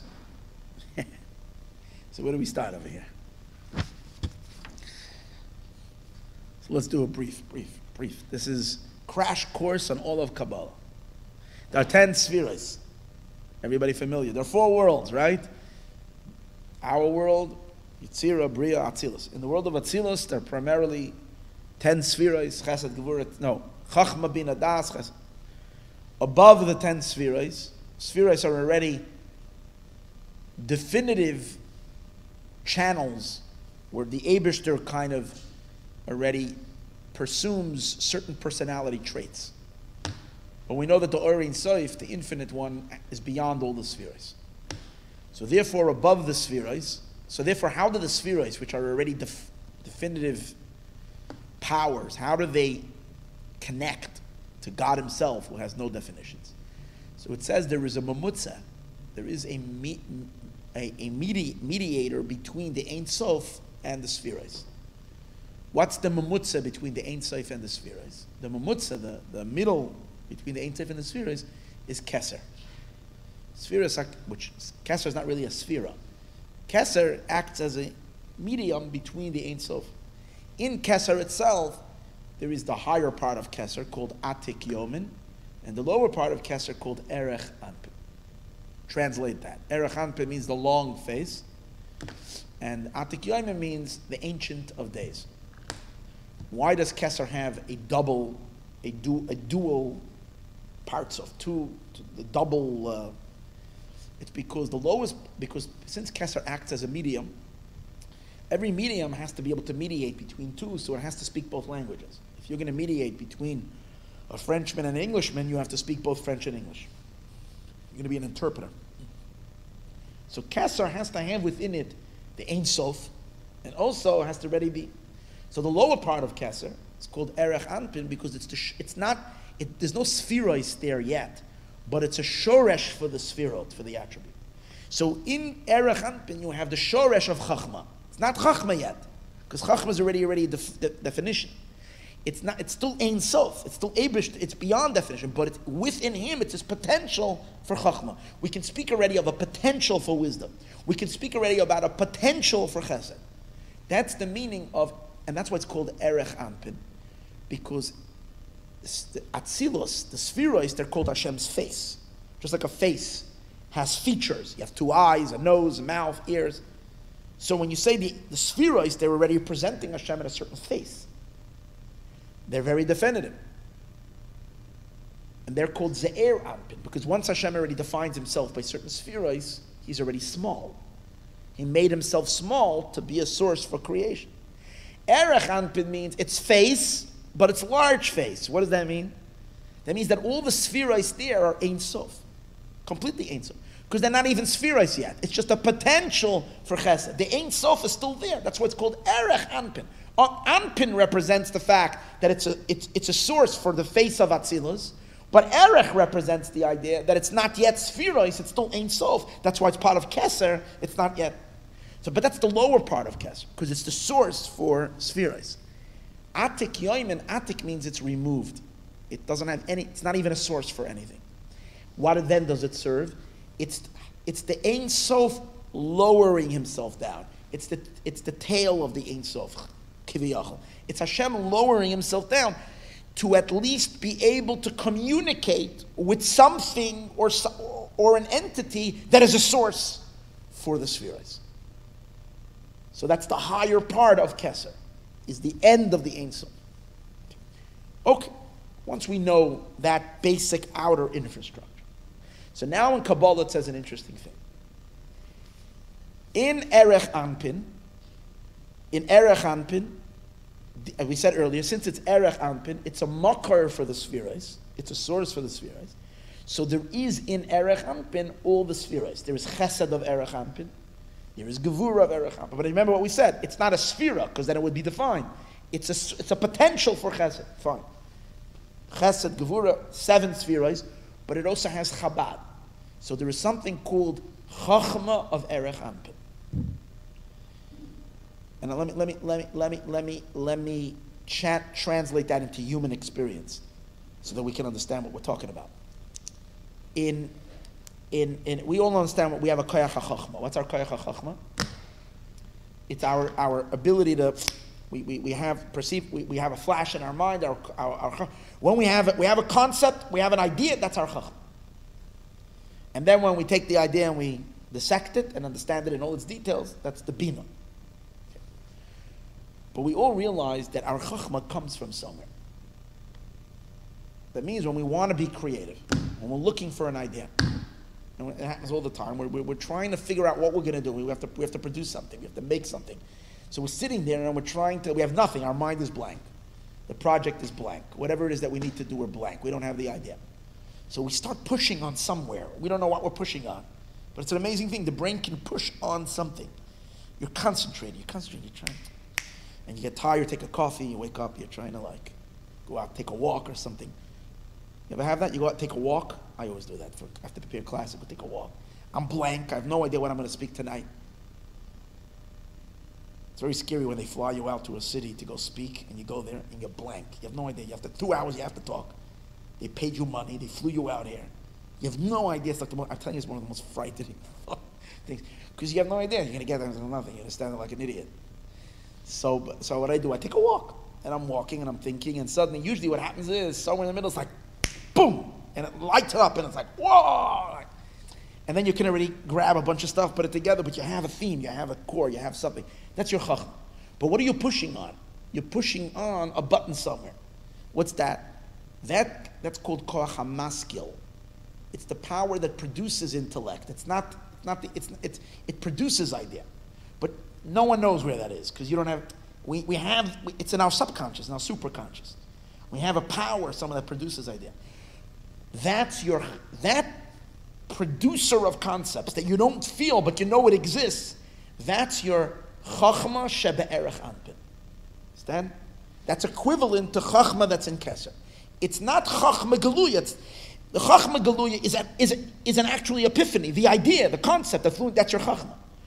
But the power that produced that idea in your super mind, what you don't know of, in your subconscious power of your being and your soul, that's the keser of you. Keter, that's why you're not conscious of it, because keser is above you.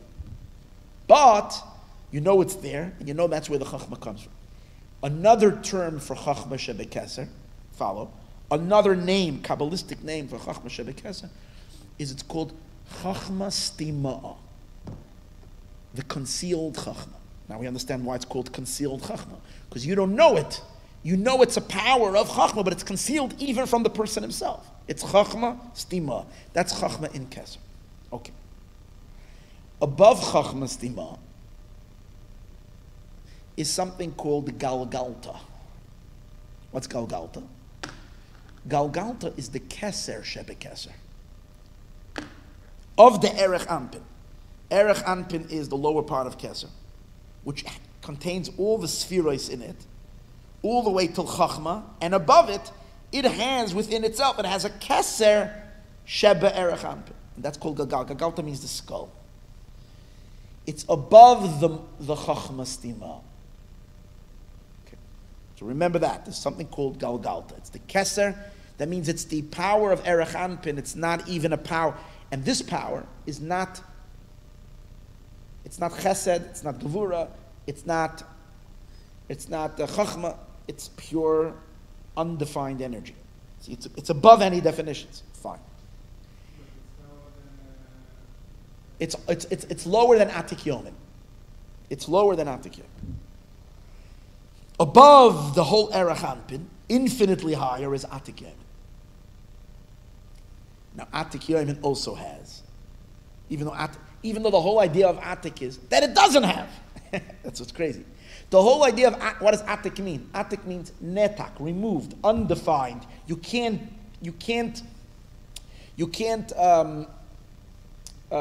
assign to it any even subtle, benign definitions. It's clean and pure and simple, right? Pashat betachlis apshitas, simple. Yet in Atik Yomin there is two tnuas. There is chesed of Atik Yomin and gevura of Atik Yomin. There's really all the spheres there. Sometimes they speak about Zayin, Tatoy, and the Atik, the 7 lower spheres of Atik, and then there is Chabad Atik, the Chachman bin Das of Atik. Well, obviously we're dealing over here mufshat sheba mufshat, meaning removed. Barakopon. Okay, follow with me. So it says like this. This is the point that he's bringing out of here. It says that the gevura of Atik Yomin, the gevura, and by the way, this is soon we're going to understand it, and obviously we have to always realize that we don't understand anything, but at the same time, the Rebbe captures something over here that otherwise is uncapturable. But he captures it over here, so we'll see something, an incredible idea. But let's first know the what we call, how do you call it in math or in, let's know the equation. Once we'll know the equation, we'll understand the equation. But first let's know the equation. But the equation is as follows. That gevura of Atik Yomin is mitlabesh, it's enclosed in chachma stima, which is, we said before, in the chachma level of the lower of erech anpin, in the chachma of erech anpin is enclosed gevura of Atik Yomin. Now, the chesed of Atik Yomin, not the gevura of Atik, the chesed of Atik Yomin is enclosed not in the moyach stima, not in the concealed brain, it's enclosed in galgalta of erech anpin, in the skull of erech anpin. That means in the keser of erech anpin. So chesed of Atik Yomin encloses itself in the keser of erech anpin. Gevura of Atik Yomin encloses itself in the chachma stima, which is the chachma of erech anpin. What does this mean? Well, you're going to have an explanation on this. This is the secret of like everything, like where everything starts. So take a look. The Obira Davin you do it is known. Let's read. At least you'll follow the line, and soon we'll give an explanation. The Pchinas Gevura is the Atik Yomin, and that's the honey. You want to know where the real root of honey comes from? The Gevura of Atik Yomin that encloses itself in Moyach Stima, in Chachma, that's honey. Obira Davin you do it is known. The Pchinas Gevura is the Atik Yomin. Oh, and that's why. I'm just going to give you a little. That's why the honey is called gevura, because it's gevura, but it's din de gadlus. It's the din of gadlus. There's nothing more gadlus than Atik Yomin. Atik Yomin is gadlus, because Atik Yomin has no definitions. It's pure or Ein Sof. It's the infinite one. It's gadlus sheba gadlus. It's the Ein Sof mamish. Yet in it there is gevura, the Atik Yomin. And that's what honey is. So let's read another 2 lines, and don't worry, this is all going to come together in a fascinating way. Obira Davin you do it is known. The Pchinas Gevura is the Atik Yomin. The Gevuras of Atik Yomin, who mislabish b'chachma stima'a the erech anpin. Aleph is erech anpin. It's mislabish. It is enclosed in. By the way, you should know the coolest thing in the world is that if you go down a few blocks away, you have a street called Sunset Boulevard. And next to it, you have Hollywood. Running diagonal Hollywood, you have Vine Street, Cahuenga, all the streets, Highlands, you have all those streets. Over there are bars and cafes and theaters and clubs and people standing on lines and going in, and all that stuff is going on. And Sunset Boulevard, fancy places, not fancy places, all the Chazarai. Then there's a little loft on La Brea Boulevard. where there's 6 Jews sitting together and reading about Gvura da Atik Yoimen being enclosed in Moyach Stima of Erech Anpin. Do you realize this? Do you know how crazy this is? And you should know that the energy that's flowing in this room a gazillion times overpowers all the music and all the shows and all that what's going on, and it completely, like, boom, in terms of holiness that this produces. Because I'm just thinking about this awesomeness of us sitting over here reading, even if we don't understand the word, just reading these holy words over here. But especially we're learning it, and it's like the thought of it makes me crazy. In any case, okay, it's okay to be crazy a little. Now he says like this. In that place, Moyach Stima is where all the birurim happen. Birurim means the idea to take negative things and convert it to positive. That's why I'm talking about suddenly. Why am I suddenly talking about? I reached this place, I'm talking about conversion of Hollywood. Because the root of all birurim, of all fixing, of converting, happens, the Reish Peches of the 288 sparks that we elevate, the sparks that we elevate go through all the channels till they go up to Moyach Stima, and when they go up to Moyach Stima, then they're converted, or that's the power to convert, that the change comes from that Moyach Stima.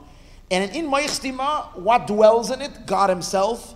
What do we mean God Himself? We mean the Gevura of Atik Yoimen, that's Eibishter Himself, contracting Himself to dwell in Moyach Stima of Erech Anpin, and through there into the Ki b'chachma is biriru, because in chachma is where all birurim take place. Chachma, the Zohar says, is the power to convert, to do a birur, to separate good from bad.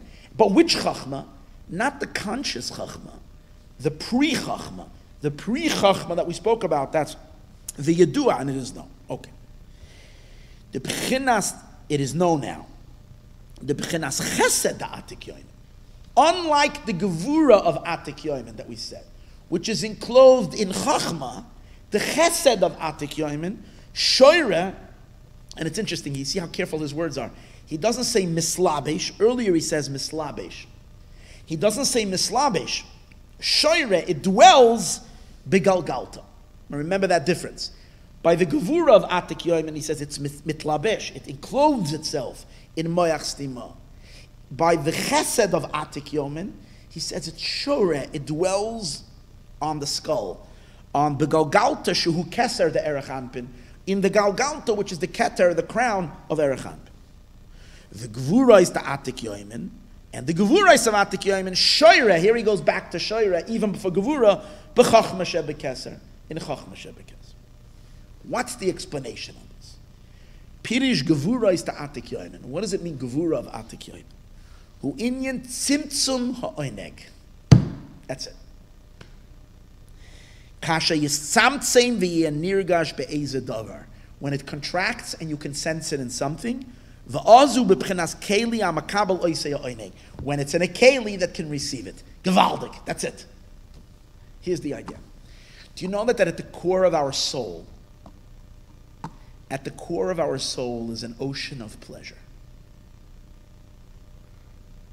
There is a very life, the soul itself, pure soul, when it's not in a body, the soul itself, in its deepest essence.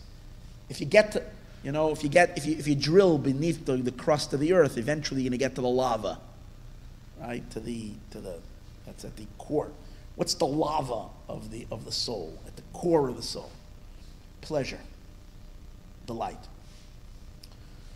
What's there deep in our subconsciousness, at the deepest point? Pleasure. But there's two types of pleasure. There's pleasure that is so deep and so essential that it's never felt. And that's called tainug she'enoi murgash. It's a tainug that's not murgash. You can't sense it. The reason why you can't sense it is because it's so expanded, it's so ein sof, it's so undefined. It's the delight in just being, the delight in self, the delight in just self, and just but it doesn't have any definitions in anything particular, so you don't sense it. There's no sense of it. Then there is when this pleasure emerges through a crack, so to speak, into something specific and defined, then it becomes tainug hamurgash. It becomes pleasure that can be sensed, and usually it's because the pleasure mixes into something, and that gives it definition. So, for example, when you're feeling a delight in an apple, you're feeling a delight in the apple. The sensation of delight, it's not the apple that you're feeling. The apple triggers something in your taste buds, in you, that triggers your pleasure. You have pleasure inside of you, and it gets triggered by the apple. But the fact that different people have pleasure from different foods, from different things, even though at the core we all have a undefinable flow of pleasure or essence of pleasure, it's because what makes us different in terms of our pleasure realm is that the manner in which each of us, our kelim are, our vessels are, so that the pleasure emerges from its private self state into an experiential state is different in different people. Now let me make an example that is more, that you can feel it more and sense it more. You go to an art museum, and there are people that are like crazy about Rembrandts. That they stand and they look at it and it fills them with the deepest pleasure just looking at it. And then there are people that don't find pleasure in Rembrandts at all. They want to look at Van Gogh's paintings, and the Van Gogh speaks to them. So what is that? It has to do with the character of how the pleasure emerges by them and emerges by another person. And there are people who have the greatest pleasure when they're in a scenic place and they can watch beautiful sunset, they can watch mountains and waterfalls and valleys and streams. It takes their breath away, and that's their pleasure. And there are other people who would much, much, much rather enjoy sitting in a restaurant in a New York City and where billions of people are walking by and watching people. That's their delight and that's their pleasure, where they feel they get something about that stimulates a sensation and a delight that they're getting dafka from. And other people they hate being in public places, and they love solitude and quiet and so on and so forth. Some people love the softest music.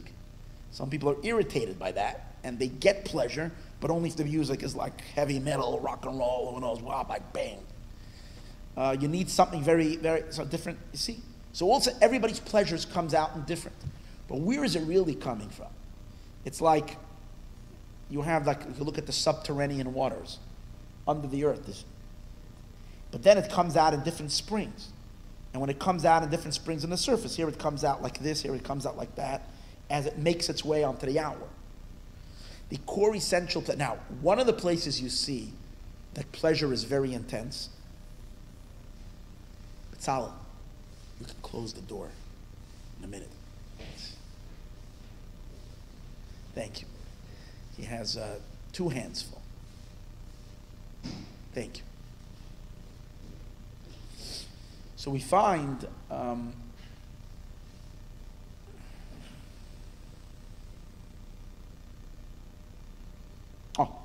one of the things where you can sense pleasure emerging from its unknown place,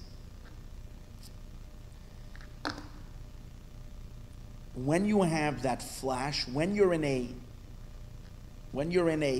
dilemma state, as I spoke about earlier, when you're trying to figure something out and you're working on something, you're looking for a solution for any kind of a mystery, any kind of a problem, anything that's perturbing you, bothering you, and you're looking for a solution. And suddenly, the flash comes. A minute or accompanied with that flash. The first second you're concentrating on the flash, but a minute later you're suddenly so filled with tremendous tainug, with tremendous pleasure. The reason is because where did that flash drop out from? It dropped from your super soul. And your super soul, it dropped from the chachma, from the Chachma Stima, from the Chachma of Erech Anpin, it dropped into the Chachma, into the revealed Chachma, into the conscious Chachma. What's contained in Chachma Stima? What causes your Chachma to be able to produce ideas? Why wouldn't the subconscious Chachma just, instead of revealing something outside to the body, which always means concentration, only one personal idea, why shouldn't the Chachma go on strike and kind of hover back to itself? What pushes it outward? What did we say earlier? What's embedded in Chachma Stima? Gevura of Atik Yomin. What's the Gevura of Atik Yomin? Concentrated pleasure. Chesed of Atik Yomin is allowing the pleasure to just be expanded, meaning the pure, and see, Chesed of Atik Yomin is pleasure that you can't feel. Because it's very elevated. It's elevated in itself. It doesn't express itself in something particular. Chesed, Gevura of Atik Yomin, is taking the otherwise introverted pleasure that's completely inward in the soul itself, and stimulating it into a keli, into a vessel. That you should have pleasure from something specific. But until it doesn't specify itself in something specific, you can't feel it. And that's why he's saying like this. The chesed of Atik Yomin cannot come into Chachma, because Chachma is already something specific. Even Chachma of Erech Anpin, which is so high and lofty, but since it's already a source of the sphera of Chachma, of the attribute of Chachma, which means it's already a keli, and has already some subtle vessel, Chesed of Atik can't go into it. Chesed can only sit on the Galgalta. What's the Galgalta? The skull. The skull means it's Keser. It doesn't have yet a Keli. It's not yet Keli. But from Chachma is really where the Kelim begin. So therefore, Gevura, however, Gevura of Atik Yomin makes that connection, because Gevura is concentrating it. And since it's concentrating the pleasure, it can capture it. And the only reason why your mind produces ideas is because you have a pleasure in it. And but this we're talking about on this level so subtle, it's working on your subconscious self that's filled with pleasure to produce. But, and the way it shoots it out, the way it works, Mushka, the way it works is it's like drain drops. It because it's coming from a place of heated, from Gevura, it doesn't give mellow. It gives in a manner of, it projects. That's why you see every new epiphany, when it comes into your mind, how does it come into your mind? A flash. It's like barak, a maverick. It flashes and goes back. Because it's a chesed, but it's an intense chesed. It's an intense revelation. It's a gevura revelation. Because it's stimulated by the gevura pleasure. But what kind of pleasure? The gevura of Atik Yomin, the gevura of Atik Yomin, when it's coming, it's already calable. It's defining itself in something, as opposed to it being just. Now, is there ever an example that we can experience the essential pleasure, not in a way of, how do we know it even exists? Is there ever a state, okay, we can prove that it exists, but how do we ever, he does give an example of where you find the essence of pleasure, or the chesed of Atik, in what situation? He says when a person is marrying off their one and only child. When they're marrying off, they have one child, and their child is getting married. And this has been their entire life. At the wedding, they kvel. Kvel is a Yiddish word. I don't have another word for it. Kvel means they're just in a deep state of elated delight. And they're not delighting in their child, they're not delighting in the chicken that's so good at the wedding, or the this or the that, or even the music. They're delighting in themselves. They're in such it's like their entire being is elevated to a place of higher than kalim, higher than vessels, and they're feeling the deepest pleasure of being. That's what he says. Obviously, the deeper a person is, the more shaykhs they are to this idea. And he says that's why we find that in that state, you're totally beyond Kalim. So you find, but you're in a state of intense energy, but above the Kalim, because you're in your Tainug, in the Keser level of Tainug, before it becomes specified in something particular. That's why we find that when people are by their one, they act totally contrary to their nature.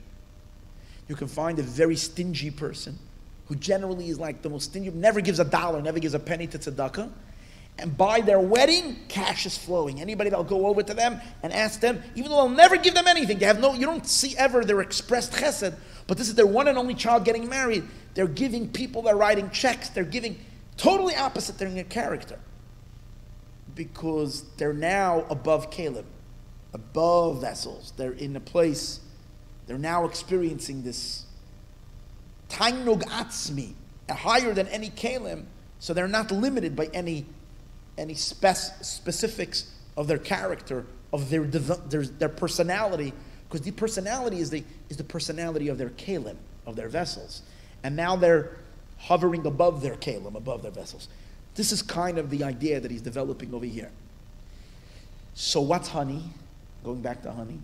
Honey is that pleasure concentrate. Pleasure intensity. It's becoming focused, like I spoke earlier, laser beam. The pleasure is focusing into something. It's bending into something as opposed to it being completely dispersed. Here it's like focusing into and that's really taste of all food, or any kind of taste. It's all related to, and chachma is also related to taste, because when your mind, any kind of an idea that you're epiphany, it's really you're tasting something. That's why it's so pleasurable. Chachma is actually, the word chachma has the word chech, koachma, but also chechma. Chech is the palate. This part is called the chech. That's where taste is. Up in the palate. Tongue and palate. That's where the taste happens. And that's where chachma is. Chachma is your brain's taste buds. It tastes something, and it becomes full of pleasure.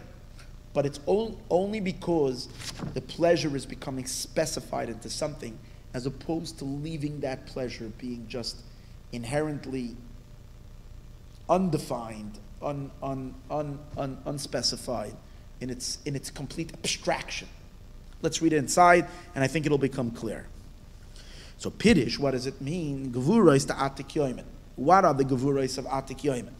Who Inyan Tzimtzum Oineg, it's the concentration of the pleasure. Kashi is Tzamtzim, when it gets contracted. The Nirgash, and it is sensed Be'eze Dover in something specific. V'azu b'pchinas Kli HaMakabel. Then the pleasure went into a Keli. That's the point. A Keli that's receiving Oisei Oineg, that's receiving the pleasure. Netterly, it appears to me, Kamoy al derech mashal. I don't know who's the source of this parentheses. It seems like the one who wrote down the Maimer. It seems like from the Alter Rebbe, unless it's from the Tzemach Tzedek, I'm not sure. Netterly, Kamoy al derech mashal. By way of example, Im yisanik adam be'ezer davar no'av nechmad.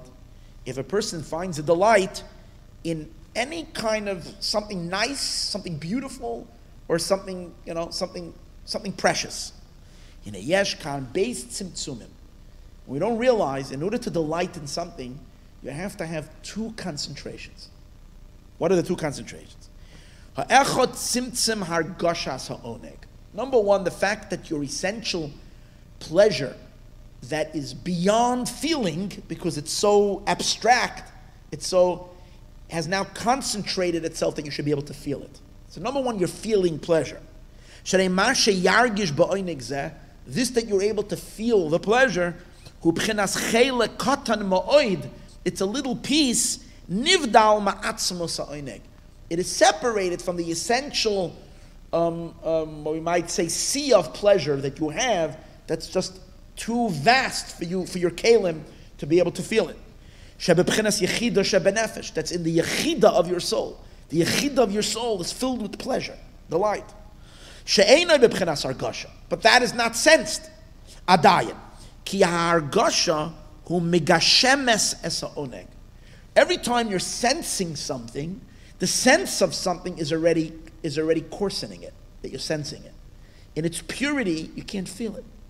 When you're coarsening it, You can see it. Just like, a very clean sky, you don't see it. But when there's stuff in the sky, then you can see it. So that's why the purer a person is, the less they feel themselves. The denser, right? The purer you are, you don't feel yourself. You're like doing everything, speaking, giving, sharing, but you don't feel yourself. Right? The more magushim the more you feel. The feeling has to do with density. So even to feel a pleasure means that it has to densen up, that you should be able to feel it. And it contracts it very much. That's why it changes. It depends. Like when you're younger, you have pleasure in other things. When you get older, more developed your kalim, you have a more sophisticated sense, and you will find pleasure in different things. It's the same you, but it's the same soul. When you're a child, you'll have a pleasure in a lollipop. And then when you get, 20 years older, the lollipop doesn't speak to you anymore. So now you need something else that will allow the pleasure to come into. The essential power of the light, shebenefesh, that's in the soul, doesn't change with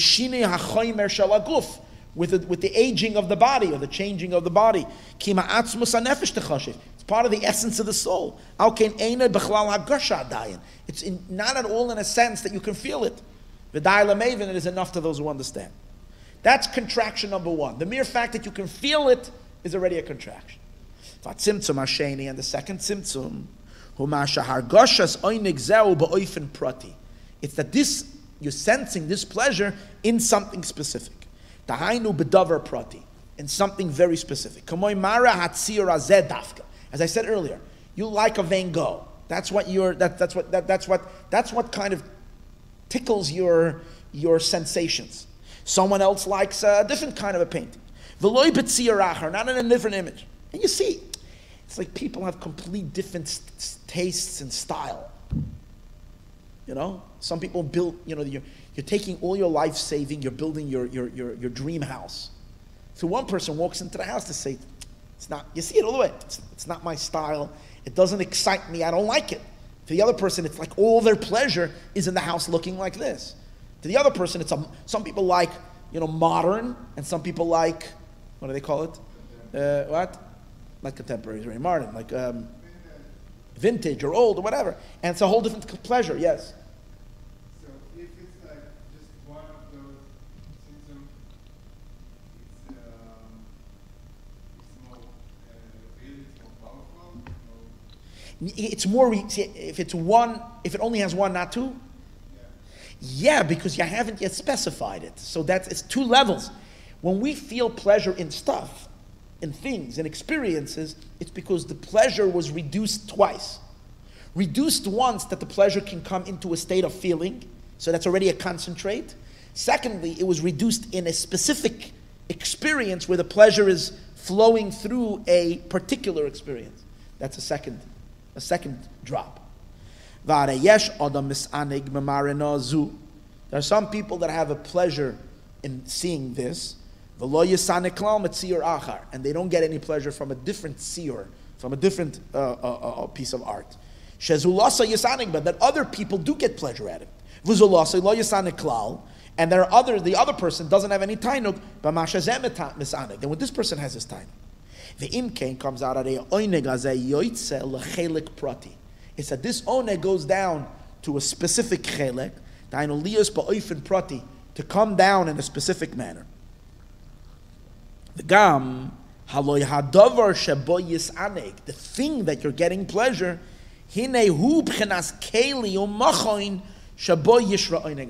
first of all, the fact that it's specified in accordance to this and not that, that's already. But also the object or the entity in which the pleasure is manifesting, that itself is a keli for the pleasure. There's a lot of depth over here to understand the difference between the two. And here it's the fact that it's by you in this way and by someone else in that way, number one. Number two is that the pleasure is somehow coming from or related to an experience through whatever it is. The object, the food, the music, the art, the scenery, the whatever it is. Im came balachlal kelim v'oisiyos hamagbilim, means that it came into kelim, into vessels, and oisiyos and words hamagbilim that define it. Bein benafshoy, whether in one's own soul, bein by oisei hadavar, also in the object, in the thing. Sha'arei yesh misha makabel oisei ha'oineg. There are some people who receive that pleasure. Who are gashas hanefesh v'oisei hadavar. Two things. You're feeling yourself and you're feeling the object. And so the tzimtzum is kind of, it's fitting itself to the object or entity. It's also fitting itself into into a specified experience within yourself.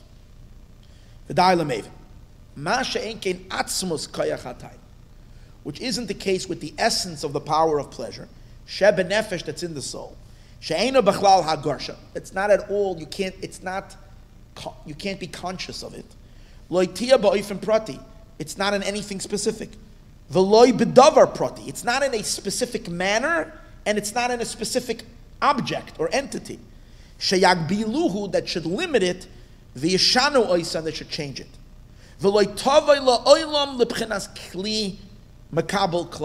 It will never come into a keli. So it's a very interesting idea that people are always pursuing pleasure in outside things, but really the real ocean sea of pleasure is inside your very soul at the core. So the more you silence the outside and get deeper, deeper, inward to your core inner place, you're much closer to that pleasure, to the essence of the pleasure. Yes, it leaks out and it expresses itself in various different things that there are, but these are all just like picking up the water on the surface or going deep to the real source of it when you have. Right. But where is there an example of the essential pleasure where it's not defined in anything? I gave the example earlier. A person makes a wedding for his son. To his one and only child.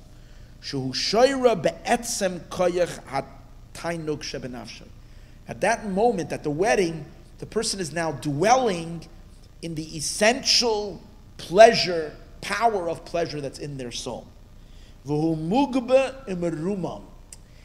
He gives an example of marrying off your one and only child. It's also at times in a person's life when it's like they're in a very elated state. It's the first 5 minutes when you become a parent for the first time. When you're holding your baby. It's not like the pleasure is not from something. It's the pleasure from yourself. It's the pleasure maybe at the time you get married, pleasure you have a child, the pleasure at your child getting married. And it's there. Yeah. I mean, it's that, yeah. And you find yourself that all your powers, your entire being, lifts out of the containers that usually define them, and you lift yourself up to a place where nothing is contained in containers. And that's why you can act completely contrary to your character. You do opposites. Someone who's people that usually won't spend $1, but the child's wedding, they'll spend like crazy amount of money. Yeah, first of all, you have to. Yeah, it's not just they want it. Yeah, but if someone is a kamtzen, they're a kamtzen. The reason they're not doing it is because. Even a kamtzen, when he has only one, okay, and he knows he's never going to have that opportunity again, he's going to take advantage of it. Okay, he's not going to be a kamtzen. That's already a cheshbon. I think it's deeper than a cheshbon. It's because the person becomes elevated at that point and outside of his gedarim, and in that place, these midos are not, yes. Yeah, another way is if they go back to the structure after you go into Erech Anpin and even into Atik Yomin. You're going into your Atik Yomin. That's the point. Yeah. The Haine Kamtzanis Levatronis, Ukedoima, Kamosh Kasim Makamacha. Shazau Bchinas Chesed Atik Yomin. You see, in this state, when you're delighting within yourself, this is called the chesed of Atik Yomin. And why? Because it hasn't concentrated, it hasn't contracted. Avol tzimtzum hargashas oinig prati. But the contraction of sensing a particular pleasure, hu mebchinas gevuras ta'atik yoimin. Al derech mashal now, this is from the gevuras of atik yoimin, like we said earlier. Narrowly, that's what it seems to. I think this must be the Tzemach Tzedek. Okamoi Kain, now the Maimer continues. Yuv and Lamaska Lamayla will understand the same thing above. The Yoiski Yadu, it is known the B'chinas Atik, who are netak v'nivdal mebchinas ha'atzilus. Atik is called Atik because it's removed from the world of Atzilus. Atzilus is already a world. That means there's real kalim there, even though Atzilus is still a godly world, but it's already a world. It's definitive. The Eibishter, if Hashem is manifesting in Atzilus, He's manifesting mamish in kalim. Ki hu soif, because Atik is not that. Ki hu soif, because it's the end. Madregas atzmos hamatzel. It's the lowest level of the of the atzmos hamatzel, of the essence of the emanator. That means it's not the emanations. Atzilus is already emanations. Netzalim. This is the end of the matzil, the emanator, which is Hashem Himself. Hagava Lamaila, which is way above, Rama Musnasa, exalted and elevated, Ala Atzilus, way above Atzilus. The Erech Anpin, and Erech Anpin, Aleph is Erech Anpin, who Shoresh Kol HaNetzalim, is already the root of Atzilus. It's already the root of the Roishu Makar Lahem. It's a head and it's a source for them. Lihi Kares, that's why it is called B'Shem Keter Shalahem. It's their crown. It's taka above their head, but it belongs to them, as opposed to Atik, which is still Ein Sof. So the chesed of Atik Yoimin, which is the pleasure of the Ein Sof, unconcentrated, not contracted, shoyre begalgalta de Erech Anpin. It dwells on the skull of Erech Anpin. Why? Pirish al derech mashal, atzmus koyach ha'oineg, the power, the essential power of pleasure, canal, shenachshev min ha'atzmos, which is still considered part of the essence, keniskliel, l'fishe'enoi bechlal giloy, it can't reveal itself, it's not at all within the context of a relation, hargasha, to be able to be sensed. K'moi kein, b'chinas chesed da'atik yoimin, the chesed of atik yoimin, who are gava l'maylo mekol giloy, it's above every kind of revelation, the hergish hashashuyim, and feeling the delights. L'kach, that's why it dwells in Keser, but in the Keser Shebekeser. Because Keser Shebekeser means that there's no Kalim yet there. It's Keser. Because the beginning of the Netzalim, the source is Chachma Shebekeser, begins already. The concept of Kalim begin in Chachma Shebekeser. That's where the concept of vessels start. Higher than that, Keser Shebekeser is still, and that's why if Atik Yomin is going to dwell anywhere, it's in the Keser Shebekeser. It's not going to dwell in the Chachma Shebekeser because it doesn't come into Kalim, because it can't be felt.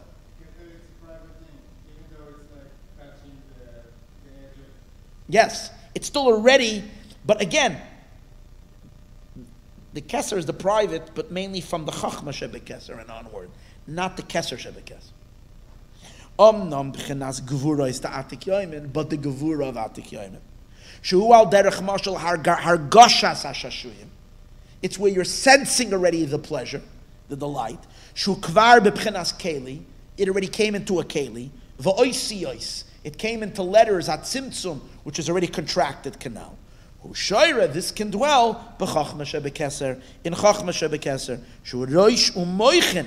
It's the head and the brains. Hashrashiyim l'chol atzilus. It's the roots of the whole atzilus. Ikidu, as it is known, the fisha al yedei tzimtzum ha'oineg the gevura da atik yoimin. Because through the tzimtzum of the pleasure of gevura of atik yoimin, yochai lovel yedei mekablim, it's able to come to recipients al yedei achachma de erech anpin, through the chachma of erech anpin. Again, it has to first go into the mystical, this hidden chachma, and from the chachma it can reveal itself, as we spoke earlier, with flashes of chachma, and slowly make it that pleasure. And what goes along, when the chachma produces an idea, it also throws a little pleasure in, because it's receiving that juice from Atik Yoimin, so to say. It's moist from Atik Yoimin. But the chesed of Atik Yoimin, gam chachma de erech anpin, even chachma de erech anpin, lo yuchal lakabel, is not able to receive. Because because it's not a keli at all. Keniskaliel, as we said earlier, v'dailamev. Okay, so by the way, these two levels of pleasure, the pleasure of God that becomes concentrated, and that later is diffused throughout creation, and that pleasure eventually comes down into all of our pleasures. The fact that we have sensation and pleasure in anything, it's these tiny little crumbs of pleasure that come through because of the gevura of Atik Yoimin, and then Shviras HaKelim, the shattering of the vessels, that bring down this pleasure down in a collapsed manner in all the physical pleasures and sensations that there are. But this is the broken shards. But still, it's coming from there. But the fact that we can sense that pleasure is, and then the higher we go. In Gan Eden, what do they have there? They experience the pleasure of divine, of godliness, which the root of that pleasure is also Gvura of Atik Yomen, that allows the Chachma, which later translates to Bina, and in the Bina reveals itself in Gan Eden, and they have fixed, powerful understandings of godliness, but it's fixed already, it's defined, and they have a pleasure, an Ein Sof pleasure in Gan Eden. Fine. How about the unknowable pleasure? Pleasure that the Eibishter delights in himself, that's not even conscious. In a sense, you say that it's not consciousable, not even to us, but to him himself either. It's like the pleasure you have within yourself that's just so unexpressed, undefined. Is that ever going to be revealed? Is it possible to be revealed? So here's the amazing thing it says. There's a contradiction regarding Olam Haba. It's amazing how I'm teaching this week, and at the same time this week I'm learning another book, Samach Vav, Tafresh Samach Vav from the 5th Chabad Rebbe. It's the classic, and I'm holding by a mimer. What is the entire mimer discussing? And I'm learning it every morning this week. Every morning. Today I skipped, but it's my own. What's the mimer? The entire mimer is to explain the difference between pleasure that you sense and pleasure that's einay morgash, the pleasure that you don't sense. So an amazing thing. You hear this, it's amazing. So he discusses over there that he says there's a contradiction regarding Olam Haba. In one place it says, Olam Haba, we know there's going to be a big meal. Leviyasan, Shar Habar, Yain Amashumar, the wine, the fish, the good. Another place it says, Olam Haba, Ein Bei Lo Yachila, V'lo Yishtia, there's no eating, there's no drinking. Tzadikim Yoshvim, V'nehem Eziv Shechina. So is there eating or there isn't? Now, first of all, you have to know that eating doesn't mean eating. Eating means we're going to be eating the secrets of the Torah. That's eating. That means the pleasure that comes when you learn a mimer like this, or you're learning things like it fills you with pleasure, delight. You hear suddenly like everything comes together. So that's pleasure. That's called eating. All about when Mashiach comes. Talking about a Mashiach. But what does it mean? Ein by lo yachila v'lo yishtia. So he says like this. After we attain, see, the pleasure that there is in eating and in drinking means that the pleasure already became a sensible pleasure. It went into kalim, it went into vessels. After we reach all the pleasure of divine that went into kalim, we will be elevated much higher. That's when it says the tzaddikim will put wings on their body. Vishatim, and they will float above the world. That means that God will lift the Jewish people up to be able to share in his pleasure that he delights in himself. It's so lofty and so high that it's not possible to sense it. But when you hear this, and where does that come from? And it's amazing. He says over there that the pleasure that's sensed, Tainug HaMorgish, is a reward for us and derived from the Torah that we study. Because when we study Torah, it's pleasurable. This next stage, which is infinitely higher, going into the Tainuk She'enoi Morgish, it's the essential pleasure, it's the chesed of Atik, not the gevura of Atik, just the pure, it's in its essential state. That's reward for the simple observance of a mitzvah, not the experience of the mitzvah, just the satisfaction that we do for God by simply doing the mitzvah. And that's so much higher than the sensations we get when we study Torah. And so Just the simple surrender and the simple observance. From the simple Jews. That takes you into the simplicity of the Eibishter himself. And that's the Tainuk She'enoi Morgish. And I'm just going to include one thing before I take your thing. That's the reason why in Chabad we have a very strange minhag that the rest of the world doesn't appreciate, doesn't understand. And hear this idea, before I get to that. The difference between the two sensations, there are two times that are called Shabbos. Shabbos Kodesh is Shabbos. And Yom Kippur is also called Shabbos. Shabbos, what do we do on Shabbos? What's your mitzvah on Shabbos? Besides what we're not allowed to do, what's the mitzvah of Shabbos? Oneg Shabbos, the lighting on Shabbos. It's a mitzvah to have good cholov on Shabbos. And if you're a good Polish, you have a good kishkos. What else do you want? I can get carried away in the whole deal. In any case, so it's a mitzvah to the light on Shabbos. Yom Kippur is a double Shabbos. And what do we do on Yom Kippur? Don't need anything.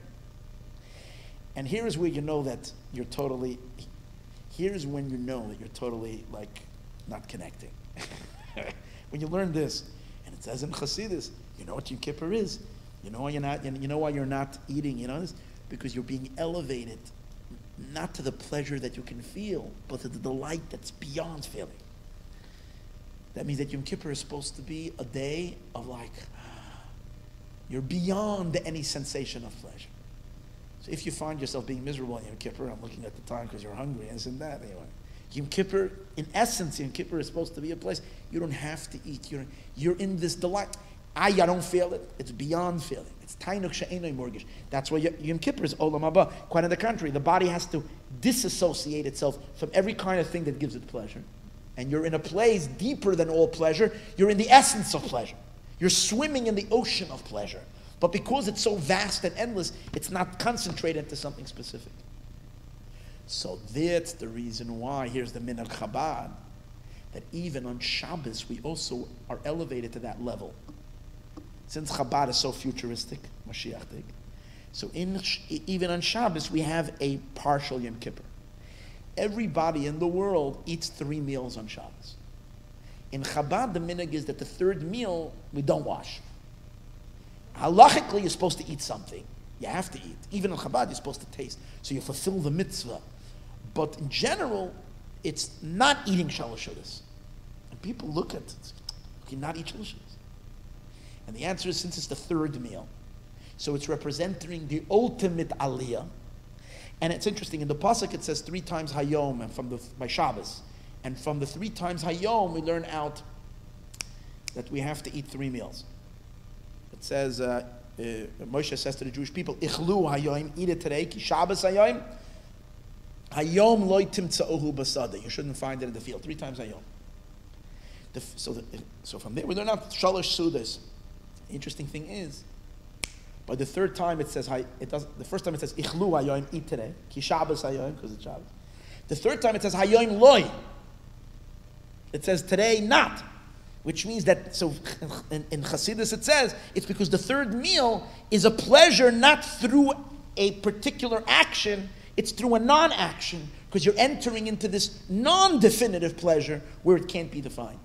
And that's the level of tainuk she'enoi morgish, which is higher than all pleasures, which is the ultimate aliyah that's going to be for the Jewish people. And what do you do then? You say Chassidus.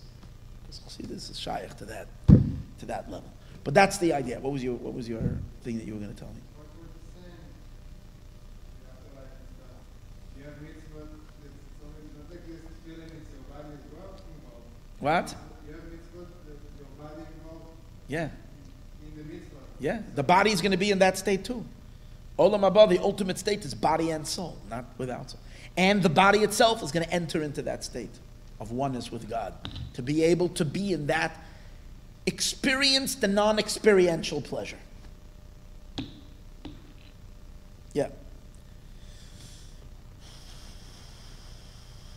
But think about when the person is dancing by his child's wedding, they're also in a state where they're in a state of delight, but at the same time, they're not feeling like a specific pleasure. They're enjoying the music. they're swimming in pleasure. You see what I'm saying? But because it's so lofty, you're not. What? I'm going to. Yeah, that's right. It's not this. It's not that. It's just an elevated. That's what it is. You're. The omnom here we're holding.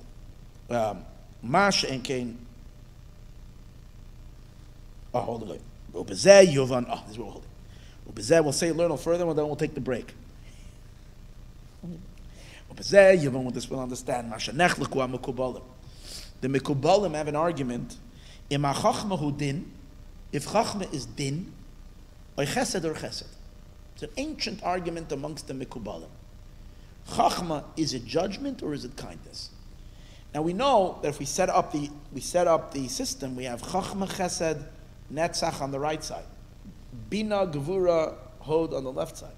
So chachma is chesed. But there are mekubalim that say no, chachma is din. How does that fit? In Pardes, which from Ramosha Cordova, he brings the machloikas over there. He brings the two opinions. Va'arizal, comes the Ari, and what does the Ari do? He settles the argument. How do you settle an argument? You say both are true. But it depends on which level. Va'arizal ichriya, and the Arizal comes and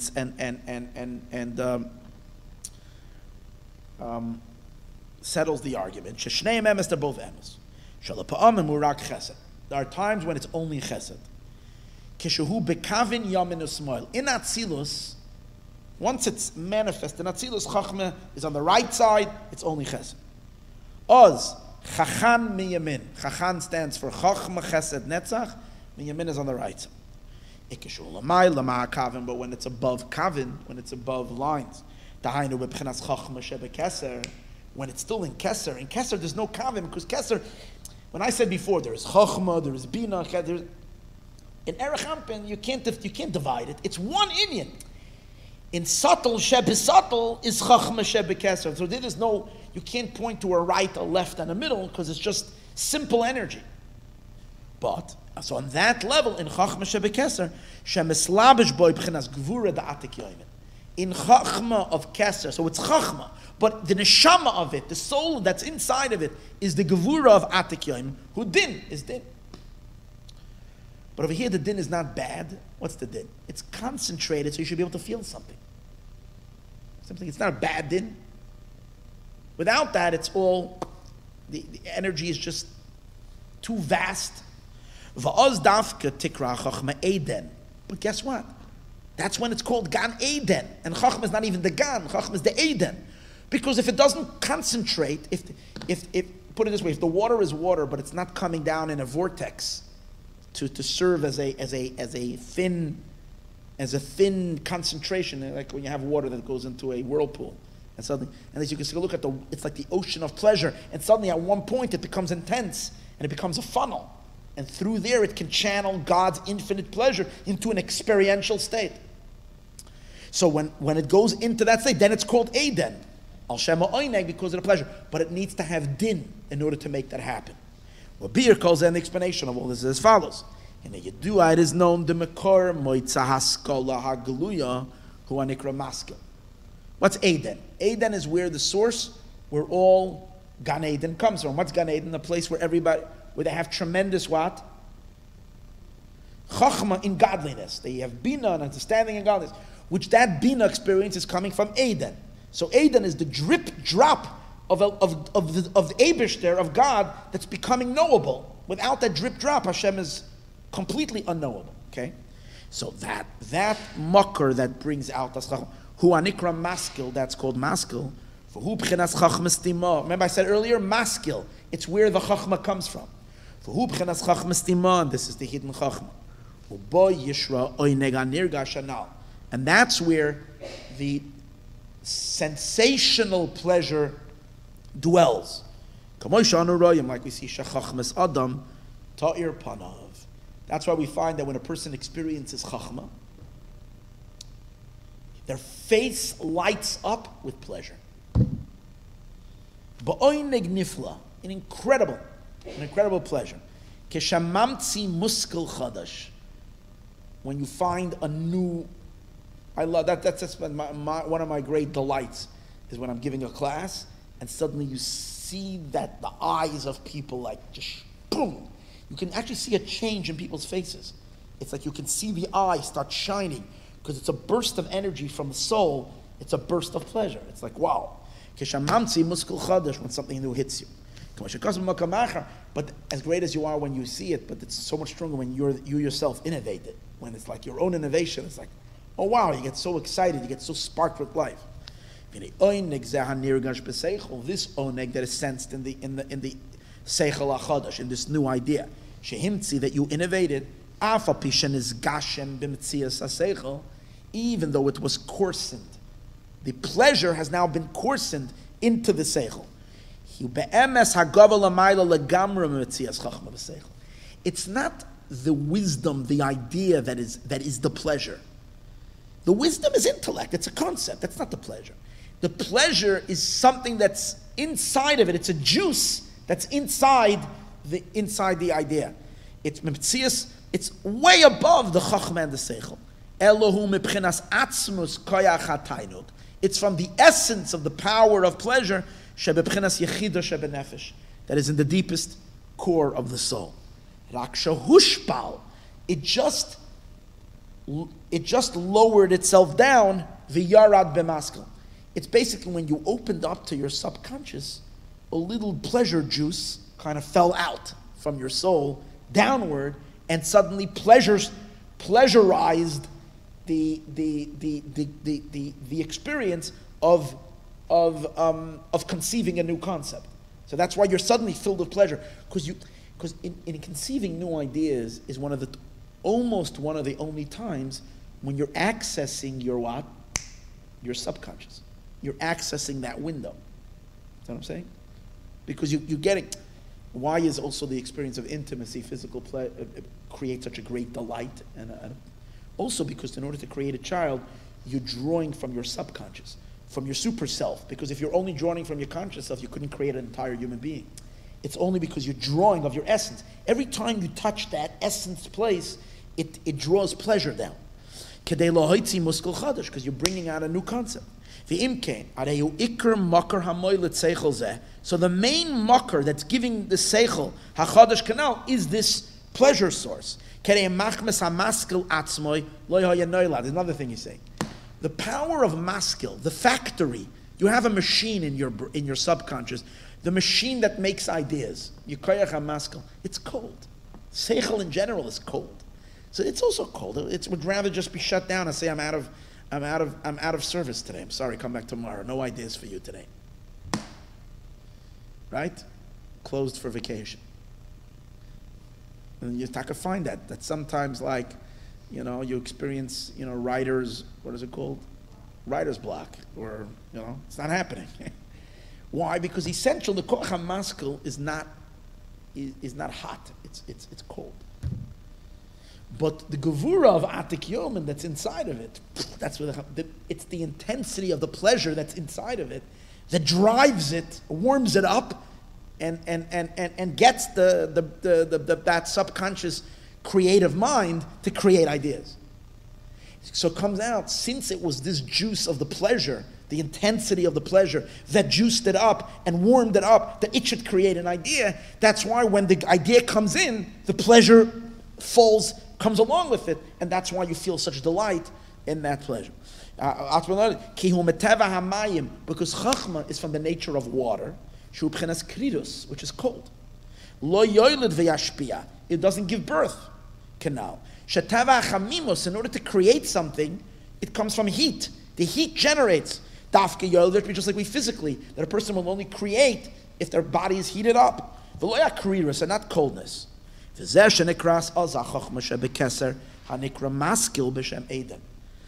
why then the chachma of Keser is called Eden. And then it's like suddenly filled with like cosmic pleasure and delight. Eden, which is a source for the whole Gan Eden. From the Yechida that dwells there, that gives strength for this birthing to take place. That's why it's amazing.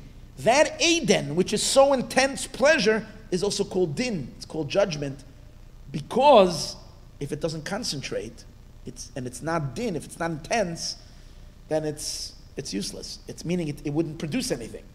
V'tzimtzum al shema oineg hanirgash, because it's sense, it's pleasure, which is with the sensation.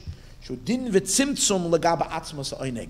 It is a din, and it is a contraction to the infinite sea of pleasure at the core of the person that is beyond experience. The im kol ze ein ze din v'tzimtzum. But it's not real din. It's not contraction in the sense of withholding. B'pchinas aliyah v'istalkus. See, here's the thing. It's not gevura that we're used to as a return into self. No, it's a concentration to actually concentrate outward. It's to push something out, not in. Elohim b'pchinas hagvura is hayardim. It's gevura that descends, not gevura that ascends. V'nim shachem la'ashpia. It's drawn to influence. Ulahachya is dafka, and to enliven. Because you see, this pleasure is actually creating a new idea. It's forcing new idea. It's not forcing, it's compelling the mind to create. The cholai lada, and every birth, who shefa v'yerida asachayas. Every birthing is descent of the energy. It's going downward. Kanal v'day lamev. V'nimtza comes out dash neim emes. The opinions of both are true. The lagaba atzmos hamashpia, to the essence of the mashpia, the atzmos ha'oineg, the essence of the delight. Hareza ha'oineg udin v'tzimtzum. This oneg, this pleasure, is a contraction and a tzimtzum, as we said earlier. That's in order for the chachma to happen. It has to go through a powerful contraction of the pleasure to stimulate the chachma. That's why it's din. But once it's already drawn, min ha'maskil, from the producer of intellect, then it's, wow, a revelation, and it's real chesed. It descends from high to low, like water that flows. That means that one little droplet that went through the tzimtzum becomes now a river of expansion light. It goes into the bina, and so on, that's the water. That's already your conscious flow on the right side, chachma. Chachma chesed netzach. She'ena makor, which is the source, liyeridas hashefa, to bring down the flow, me'ela li'ela, from cause to cause, ad liyas moichin lemidos, until it becomes moichin lemidos, to the emotions, ki yedu avadai lamevin, that is enough to those who understand. And where do we find something like that? That gevura can later be redefined as chesed. First it's gevura, and then it becomes chesed. Similar to that, we find a Kabbalistic concept similar to that. That megavura is ta'aba, from the gevura, is the father of chachma, nimshachu lechasadim be'ema, becomes the chesed in bina. That's a concept that he doesn't explain over here, but explained in other places, and we learned about it already. Kamoike megavura is ta'atik. So too, from the gevura of atik, much higher, nimshachu liyos chasadim da'aba. That becomes the chesed of chachma.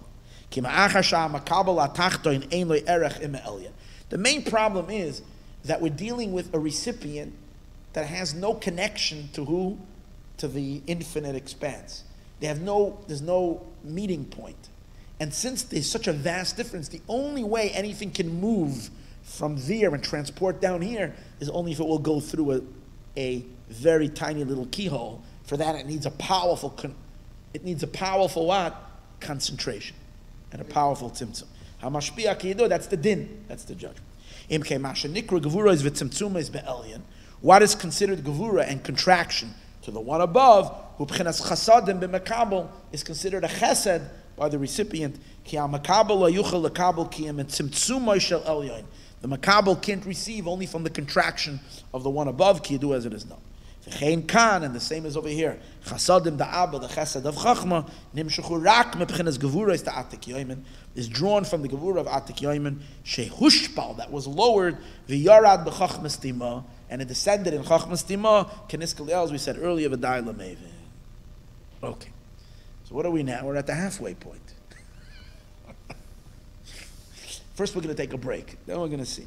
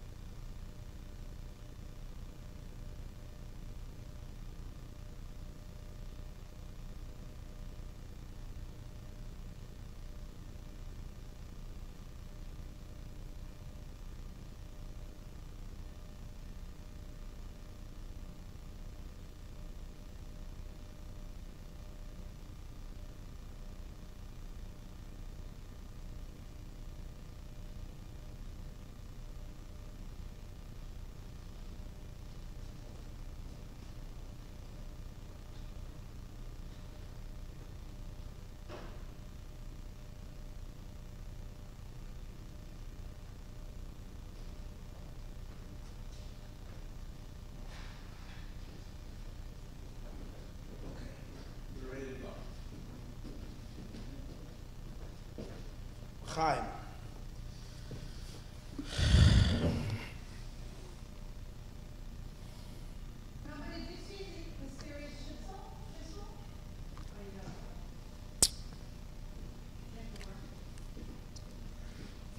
Now Yuvan will understand Shoresh and Udvash. With all this, we'll understand the root of honey. Shehudin de godless. The real pneumius of what honey comes from and it represents, it emanates, its root is din of the level of godless. Pirishat simtsum sheba godless. It's the contraction of the highest godless. What's godless? Godless is when the energy is infinite. That's an atik yoimin. But it's contracting that it should be able to be, you should be able to feel it. That's why honey represents this taste. Sheba godless ha-mashpia, in the godless of the mashpia, of the influencer, of the giver, he be'emes ha-shefa, this is really in truth, ha-shefa v'chayas l'tachton ha-makabel. This is the life force. And maybe that's why Rosh Hashanah by night we dip in honey, because we have to get it from the Ein Sof. We have to get it from its very, very beginning, that the Eibishter should find pleasure in the experience of the world. It should come down from this unknown pleasure into a particular project, which is creation. And then ultimately, that Hashem should have pleasure in each and every one of us. And as a result of that pleasure, give us life. This is in truth, Hashefa, the flow, the chayas l'tachtan hamakabel, to the lower, the recipient. Canal b'mashal, like we said before in the analogy, hamuskel chadash, that the new concept comes down. Shasibas hivoldoi, what stimulates the birth of a new idea?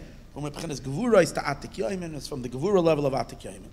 Shehu Inyan Baitzina Dekar Du Nisa. This is the idea of the dark lamp. Baitzina means the lamp, light. So we're talking about dark lamp, that means darkness in the source, Gevura, which is darkness, in the source of light, which is in Atik Yomin. In Atik Yomin. Ein Sof, over there is a darkness. The darkness of it means the contracting of it. That's why it's called darkness. The Nokif, which actually makes, it says it pierces through all the levels.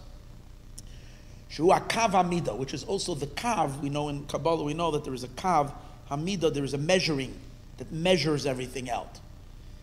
Because here's the thing, this is the impetus by the Eibishter to emanate bursts of energy, which in each level gives energy to different worlds, and exactly measuring out how much should expand at each level.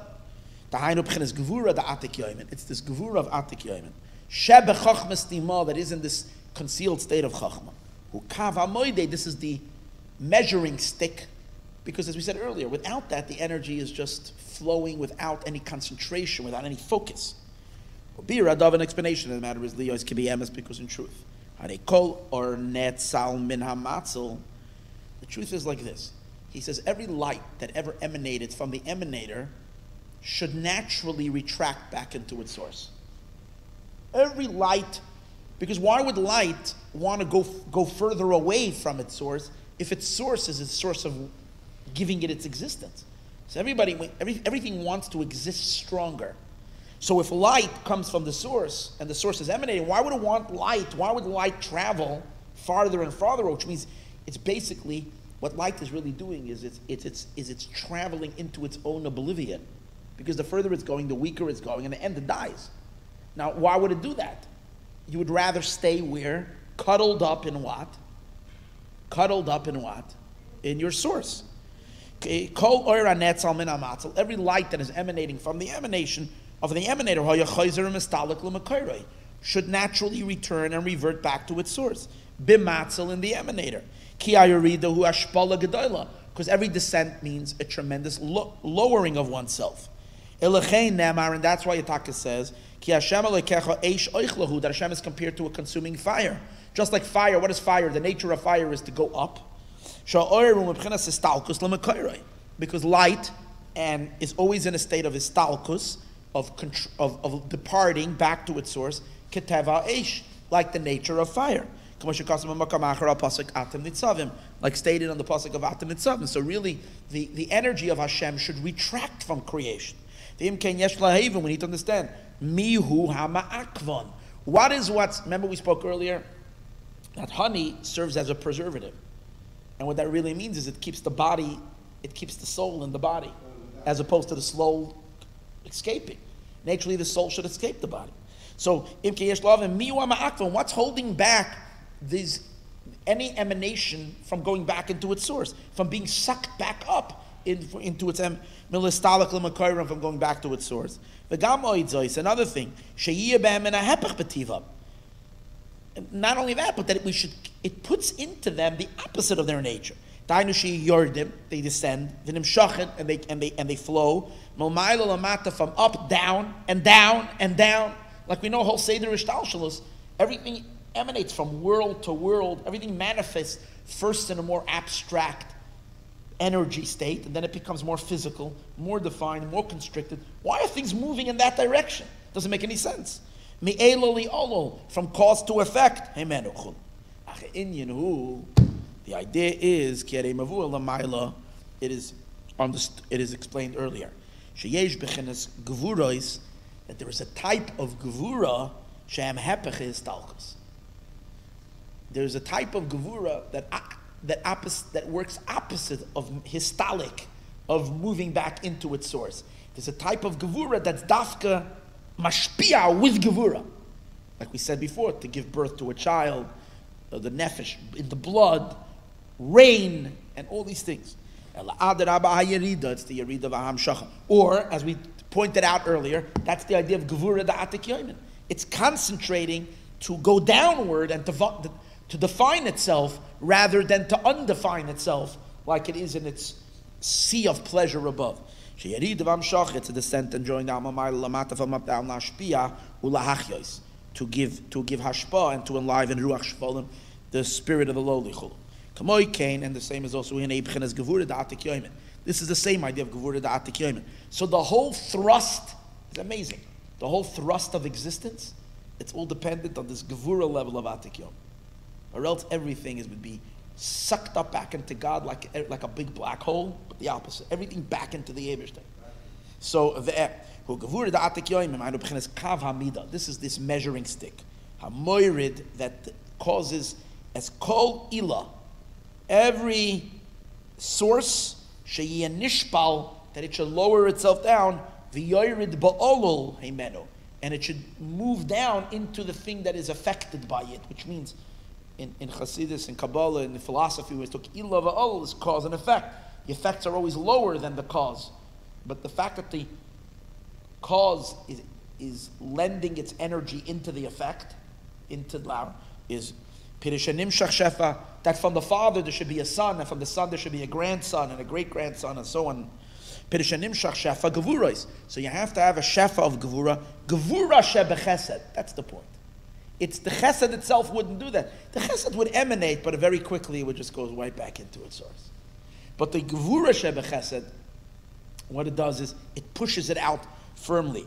B'kol Oyer HaNetzal. In every light that is emanated, it should become its aggressive nature, laid to go down, ulahachyois, to enliven the shafal amenu, somebody that's lower than him.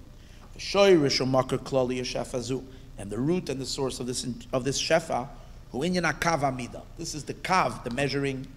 Kamoyal derech mashal amas habinyan. It's like a measuring stick, which we used in building a tape measure. Shamoidid ba'amezu, that you use this measuring stick, l'chol pratei abinyan, to all the specifics of the building. We turned over the page Kuf Ches.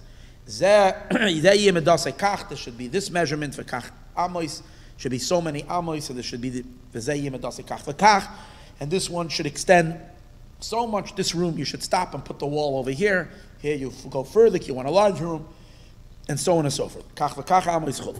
Ikar sibas amadida v'akitzu. The main reason of the measuring, which is setting limitations and definitions to the entire structure, in every room from the structure, because of this measuring tape, that measured and gave a set amount L'chol cheder, for every room, lias b'midah, to be in a set measure. V'ama atzma, but the measuring tape itself, the measuring stick itself, eino men amadida atzma. In other words, it itself is not a measurement. Now the truth is, you're using that to measure out everything. In the physical sense, it is measured, but above, it's really Ein Sof, but it still measures out exactly what V'dai L'meir. So based on this, we'll understand the Kav Amida of the Gvuris of Atik Yoimin. It's the root of all measurings, and all the contractions, which is needed in order to evolve worlds. That every call should go into its effect. This, that they have this concentrating power. To contract. Related into the send b'medida through measurement v'tzimtzum and contraction. And the thing that emanates from it, and the thing that comes from it. Because of the source of all these measuring. Which is the Gevuras of Atik Yoimim. It's a general empowerment to concentrate, to focus things. This is the idea of the dark lamp.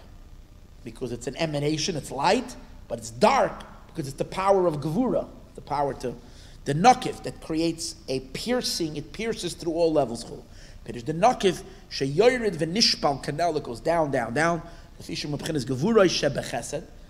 other words, because it's chesed is flow, but in the flow itself, it has the power to go against the force, the natural force of everything which should move back into that way. So therefore, it has a power to push things out. We say that there is yamin mekareves and smoil doicha, that this left pushes away. So we say, what does it mean the left pushes away? It's gevura. But in Hashem, what does it mean? Hashem has to continuously push the world away, because naturally what would happen to the world? It would be sucked back into him. So, generally we know that the shefa that flows in the left hand is weaker than in the right side. The main reason that it's sustainable, the hashpa, is because of the left. It pushes away from the essence. It is a very good and very important to the recipient. Because of the push. The shefa does not go back to its source. It will remain in the recipient. The problem, however, is you can't say it's like the left side, because in the Zohar it says, is the term that in less smala bahai atika, that in the level of atik there's no left. There's gevura, but there's no left. Imkain hakol yamin, it's all right. V'gam smoiloi tachas l'reish. His left hand is also beneath my head. Eino inyan dechia. It's not an inyan of pushing away, but v'tzarechian. But we need to understand what that means, because L'chura was saying that's the source of everything that pushes out. And here we're saying lay smaller, there's no left. So we'll have to differentiate between the left and gevura in this case, but v'tzarechian, he's asking, how do we fix that? Different places in Chassidus it does resolve this. In any case, v'zeh ke'inyan Udvash. This is similar to honey. Shu mekavetz adover, it actually contracts something. It acts as a preservative. It doesn't allow the thing to disintegrate. L'makoyrei to its source. What happens when things disintegrate, when things erode? It means that everything goes back to its source. But it doesn't, it forces it to stay, not to go out. So similar to that, there's the supernal gevuras. That push out and cause a kivutz from above, from up, down, ba'atzilus, into atzilus. In order that it should be sustained. Kol shefa, all the shefa, b'mekablim, in the recipients. They shouldn't return. They should not be reabsorbed in their source. It's the gevura of chesed, as we said earlier. So when the moich and the gadlus now comes down to the zeir ampin of atzilus, now suddenly he's going after this whole thing. Now we'll understand, what did we say?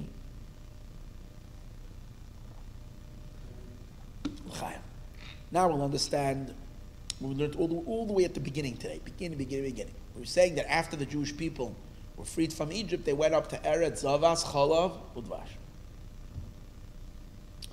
So we were saying that during the time of Golus, the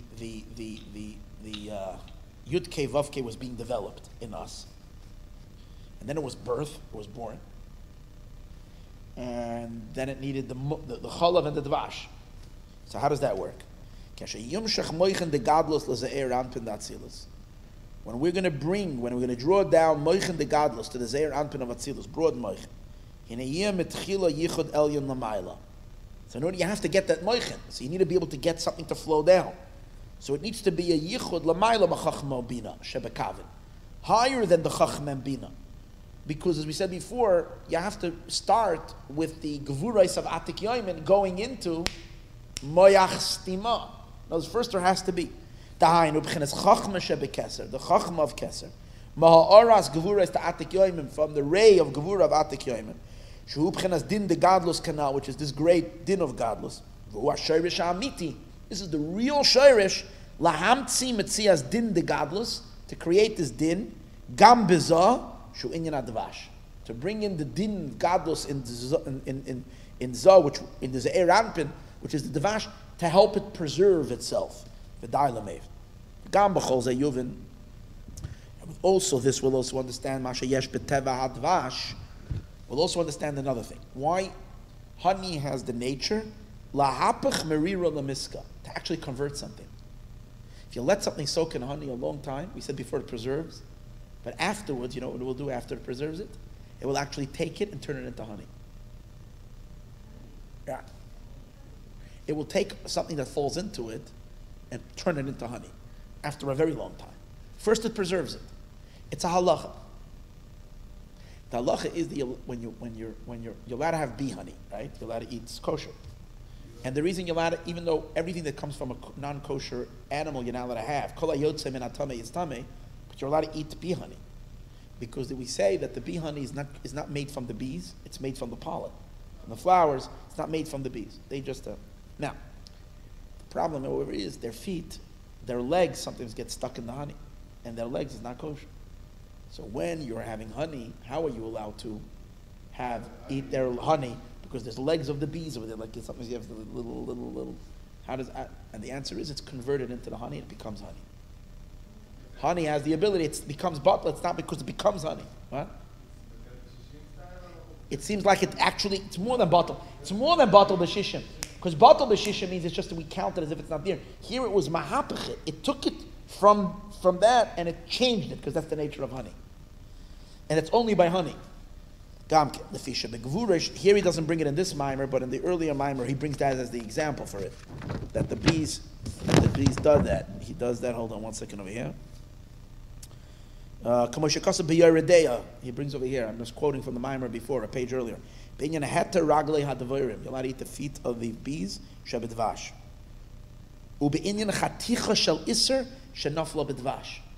Even a piece of forbidden thing that falls into honey, the Rosh talks about it in Ketzad Mavarchen, the name of Rabbi Maayon, that possibly there's more of a possibility that it be permitted dafka because it falls into honey.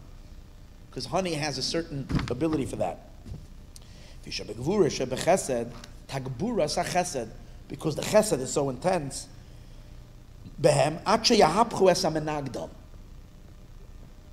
There's two types of being kind.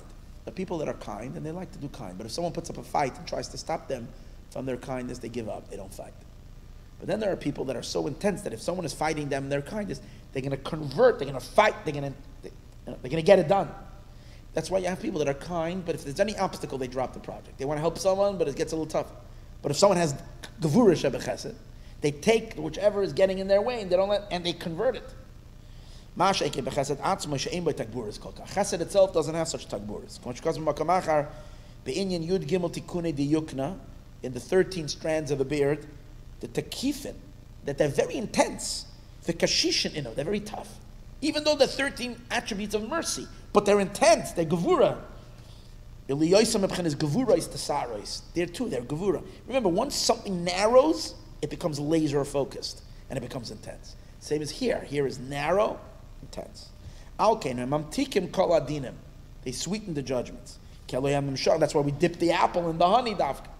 And that's why the shofar, the par, we spoke earlier, that the 5 judgments, we dip it into the shoy, shin vav, which is the vash. This is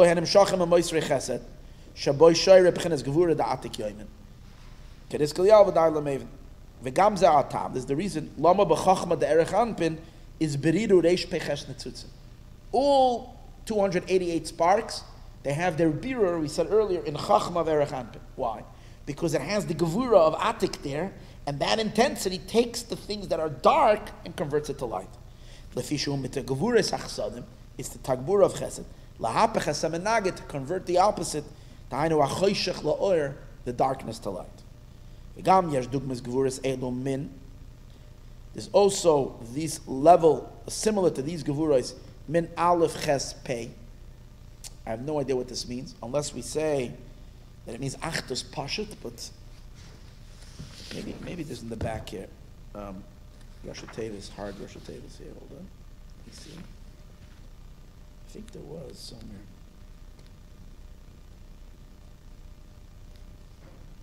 An index on some of the Rosh Hashanahs.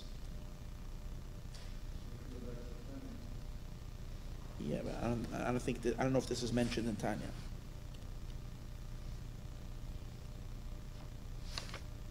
If I remember somewhere there is.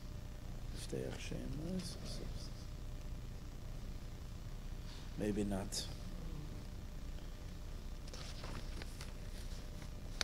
Hold on, let me see if it. Kufches. Oh, usually Aleph Ches Pei is Achtus Pashut, but it doesn't flow so well over here. Kufches. Maybe over here. Where is it? Kuf Ches Amid Aleph.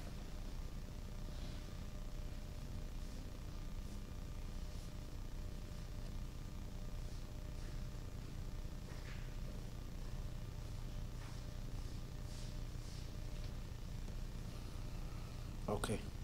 I don't find it here, but okay. So there is a type of hold on.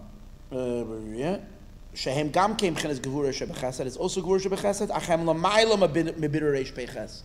It's higher than this birur. In other words, in Chachmas Tima, it's about this birur. But higher than that, there is another kind of gevura shebechesed, even higher, but it's beyond this birur and this conversion. Maybe it's achtas pashat. I'm not sure. Ki einam yotzim ebchenas cyrus, because they're not going through the hair. But they're still gevura shebechesed. Okay. No. He's speaking about some very high spiritual source. I'm not sure what he means. Okay, so all of this was the root of the honey. What's with the milk? The milk is the coolest. Now we're going to learn the spiritual source of the milk. We said that Hashem is going to bring us to the land of milk and honey. So what's the milk? The baby nurses milk. So first we need to understand what is the moichin of yanika, of nursing. We say that during the time when the baby is nursing, it has moichin the yanika. It's receiving moichin. The yoski yedua bepardes, it is known in pardes. There's 3 levels in midos. Muskal. There is midos that are muskal, which means intelligent midos. We're going to see soon. Mutba, there's natural midos. Mutba, it's teva. And in murgash, they are sensational midos, when they're sensed. We'll see in a minute. She'en chabad, chagas, nehi. 3 levels in. They're all midos, but it's the chabad of the midos. Chagas is the teva of the midos, and nehi is the murgash, the feeling of the midos. As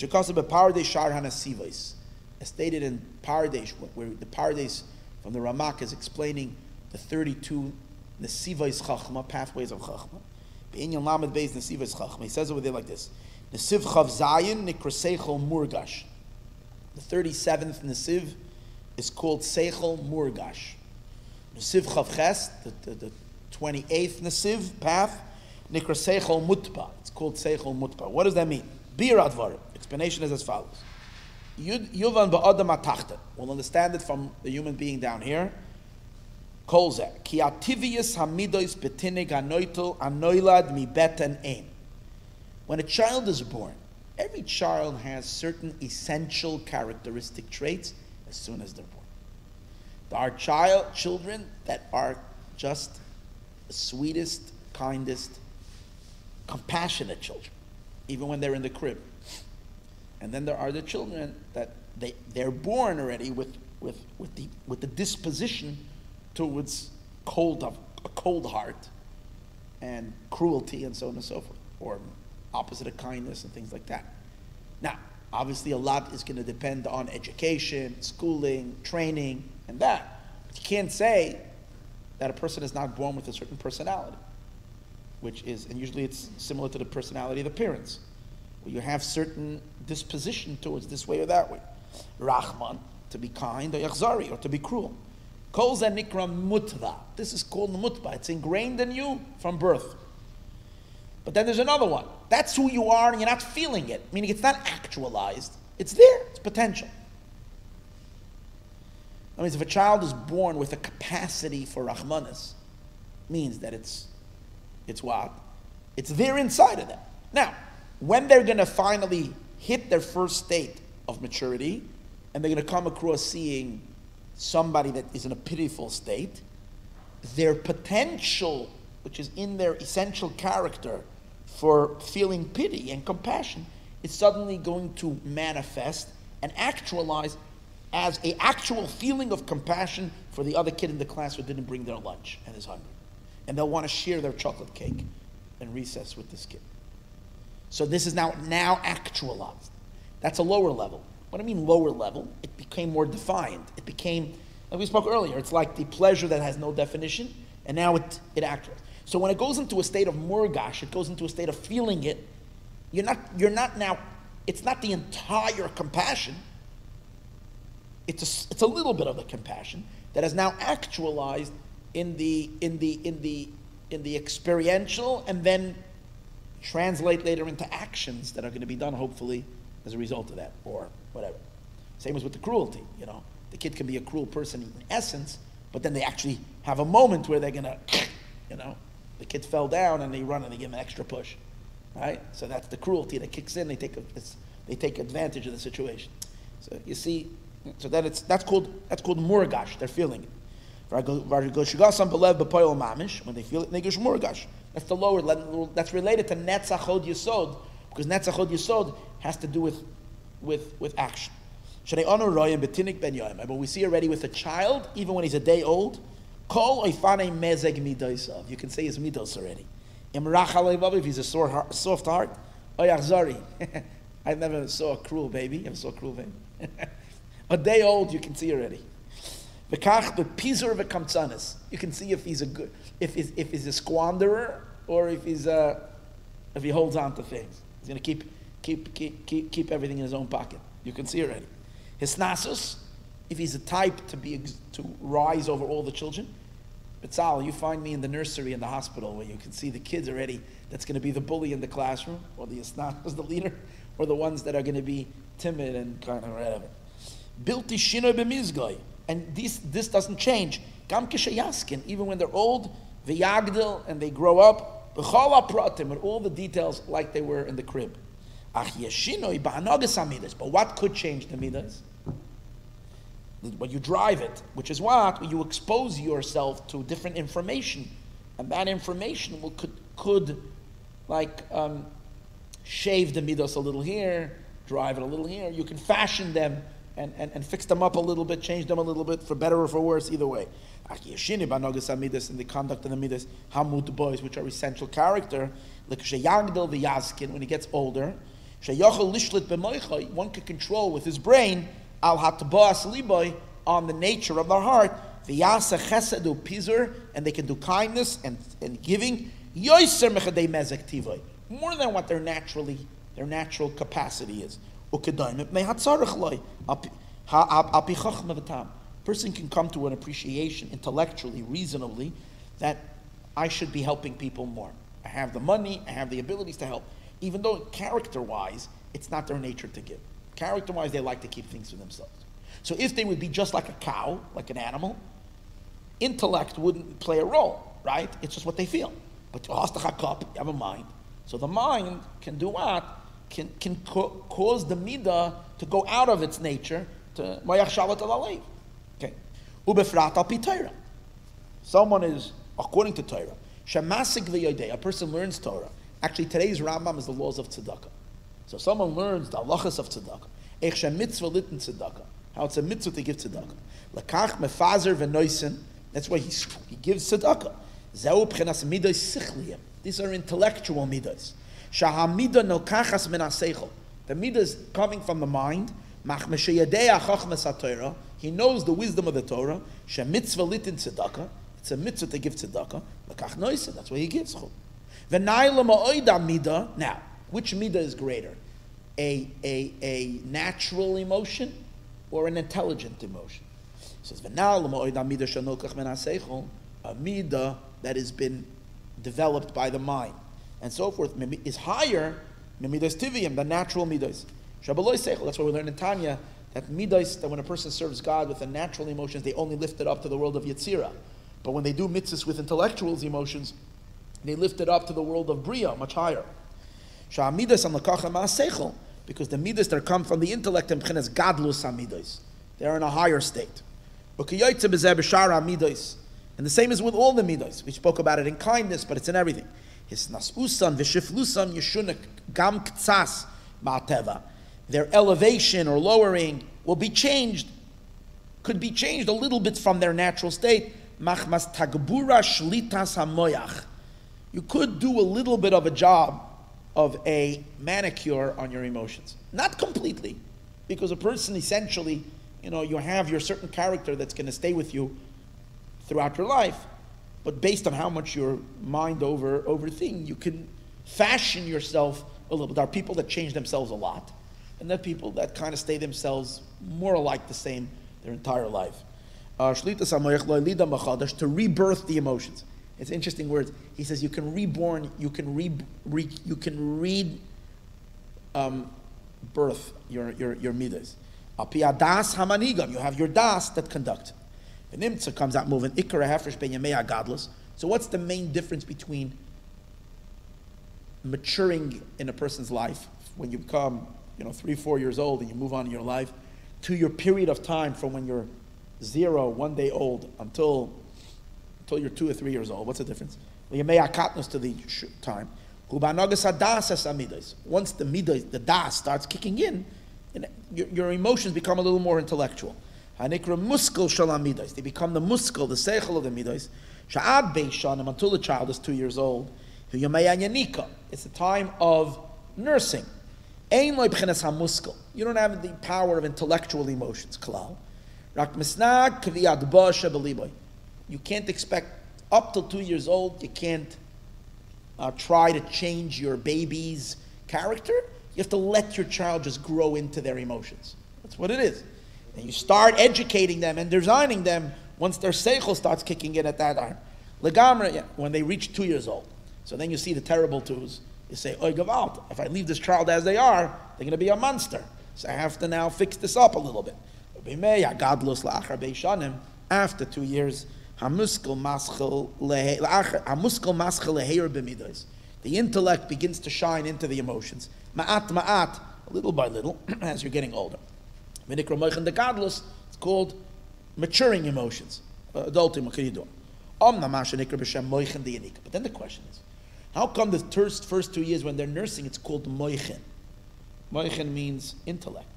What kind of intellect? You're basically just developing, allowing the emotions just to expand, even though there's no illumination of the seichel at all. The reason is because the baby is nursing milk. And milk, in essence, is juice from the brain.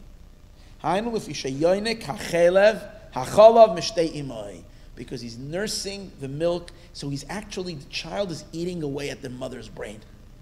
That's why Zizi told me when she was nursing that she has no brain heads. That's it. There's nothing there. Because the mother's actually taking their... The women have to use both sides of their brain. Yeah. There you go.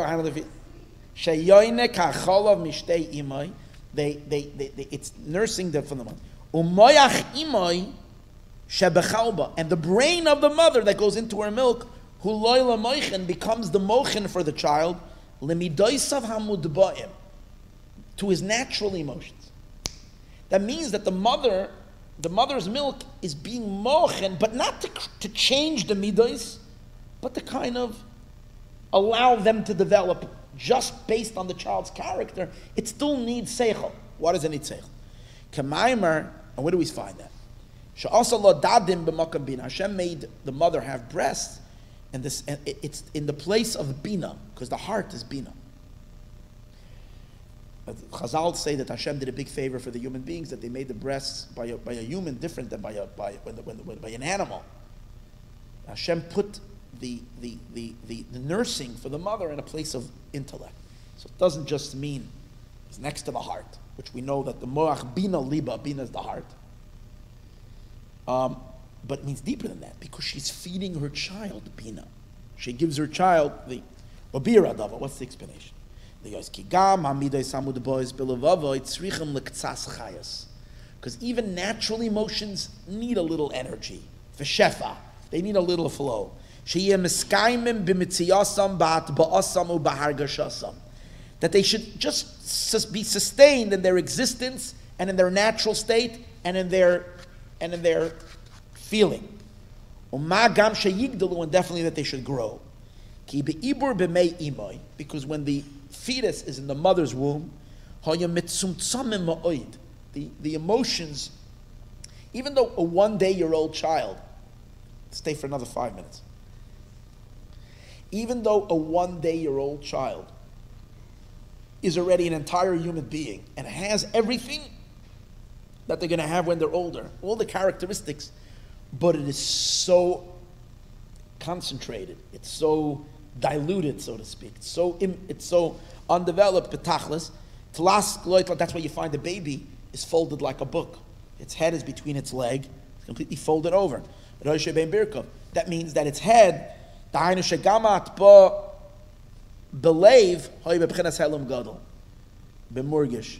even the natural state of the way the heart has been, the emotions have been designed in the child, is so hidden that they're not conscious of it. They themselves are not conscious of the character. It's like just like a potential. It's not at all. Now when it's born, Nigdal and Amidas, the Midas now develop. Ma'at. They need some mochen. Hamitzumtzamim that are contracted. Now their emotions, now this mochen is going to be according to their character. Levad. All the days of the nursing. Cholov, from the milk that he nurses daily. Also the space of his body. Through growing these midos. These are called the mochen of nursing. It's seichel, but it's a very contracted intelligence, because it doesn't change the emotions. It's not like education that changes the emotions. It just supports what is. To enliven the nature of the midah, levad kamoishi as it is. Turn on the heat over there, which isn't the case of moichen the gadlus, who last is hepachad the ba. It's to make opposite. What is moichen the gadlus? Moichen the gadlus means when the mind starts impacting, that to do opposite of what your character is, based on the broadness of the mind of the brain. The Inyan Cholov, I wanted you to stay just for this part, and then you can. The Inyan Cholov the Ema, what is the milk of the mother? Sheganas boy moichin shalah, that inside of it is her moichin, is her intelligence. Behelim concealed. Hainov yishabamakam bina shebelev heimadadim, which are the breasts, which is the place of bina. Shenishpa behem machmas ribui v'tagburas hashefa oirish shebemoichin de'ema. How does he suddenly have this power, this milk? What happens is, amazing thing, when a mother, right after she gives birth to her baby, her blood, which would have been her period, her blood menstruation, stops, And that extra excessive blood goes up. Now, here's an interesting thing. He's going to say in a moment that we all have milk in our brain. Not milk in a real milky way, but the fluid that's in the brain is milk. Every person, not just a woman. We all. It's a very, it's from the blood that we eat. Remember last week we learned it goes up through the gidim. It goes up the juice. So it creates within the brain a certain brain fluid, which I don't know what that is exactly in modern medicine. It's a brain fluid that's there, and that's the milk. What's the chiddush of the mother? Because she gets extra blood now, because her blood is not. So her blood goes up and creates an overflow of extra brain moichin, of bina. She's got a lot of bina, and because it's so much, it overproduces, and that becomes her milk. And then it flushes all out into the milk, so therefore she loses all her brain cells. But not all, but a lot of them. I'm sorry.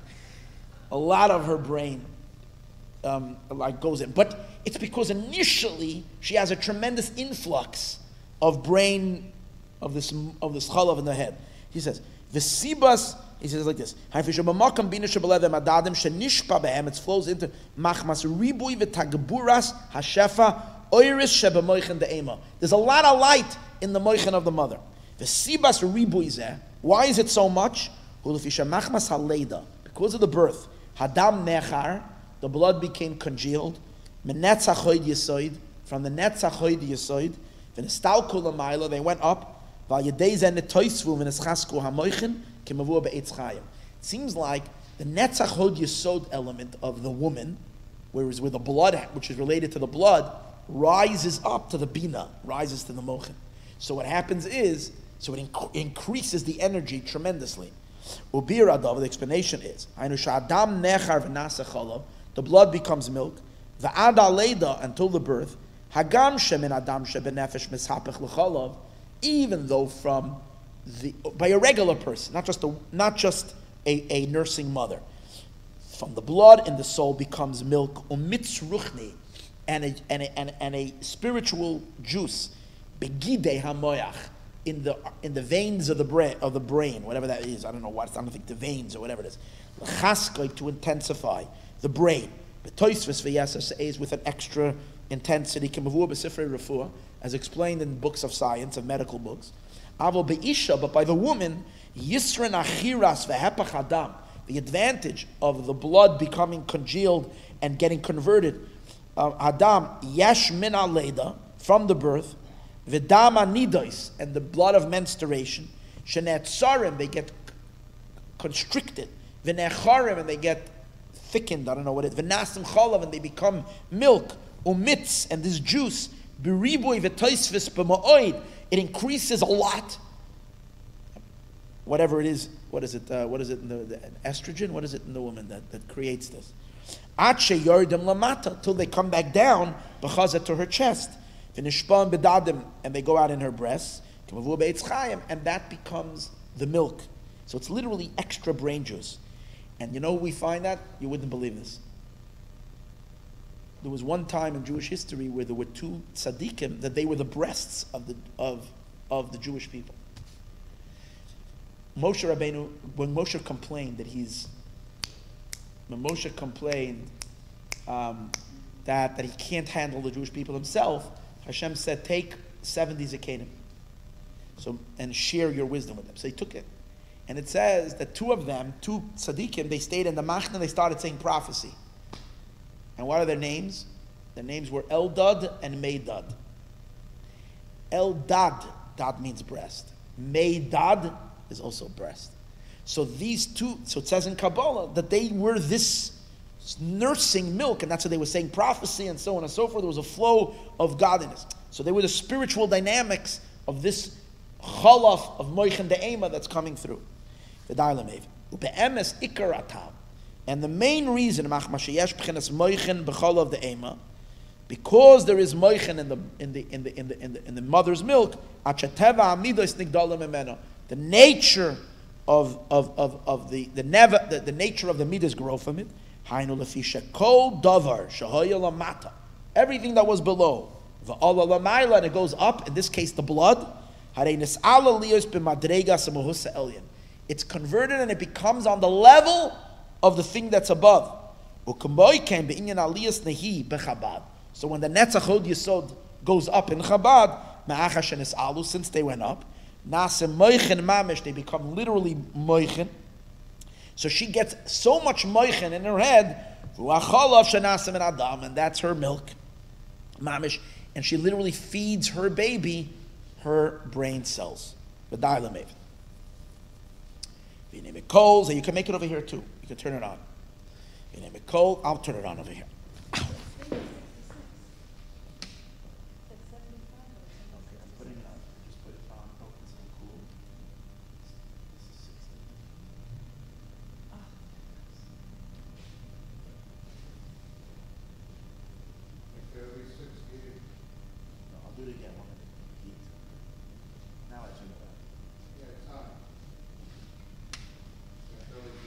So now,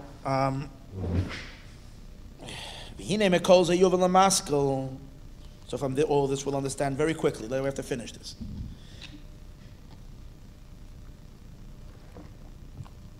From all of this we'll understand to those who understand. Above in the supernal man. Asher ala kiseh, that's on the throne. Shenikru b'shem Zalda Atzilus. It's called Ze'er Anpin. And the Yedua Klolus in Yanoi is the Ebershter's emotions. And this too has to grow. It's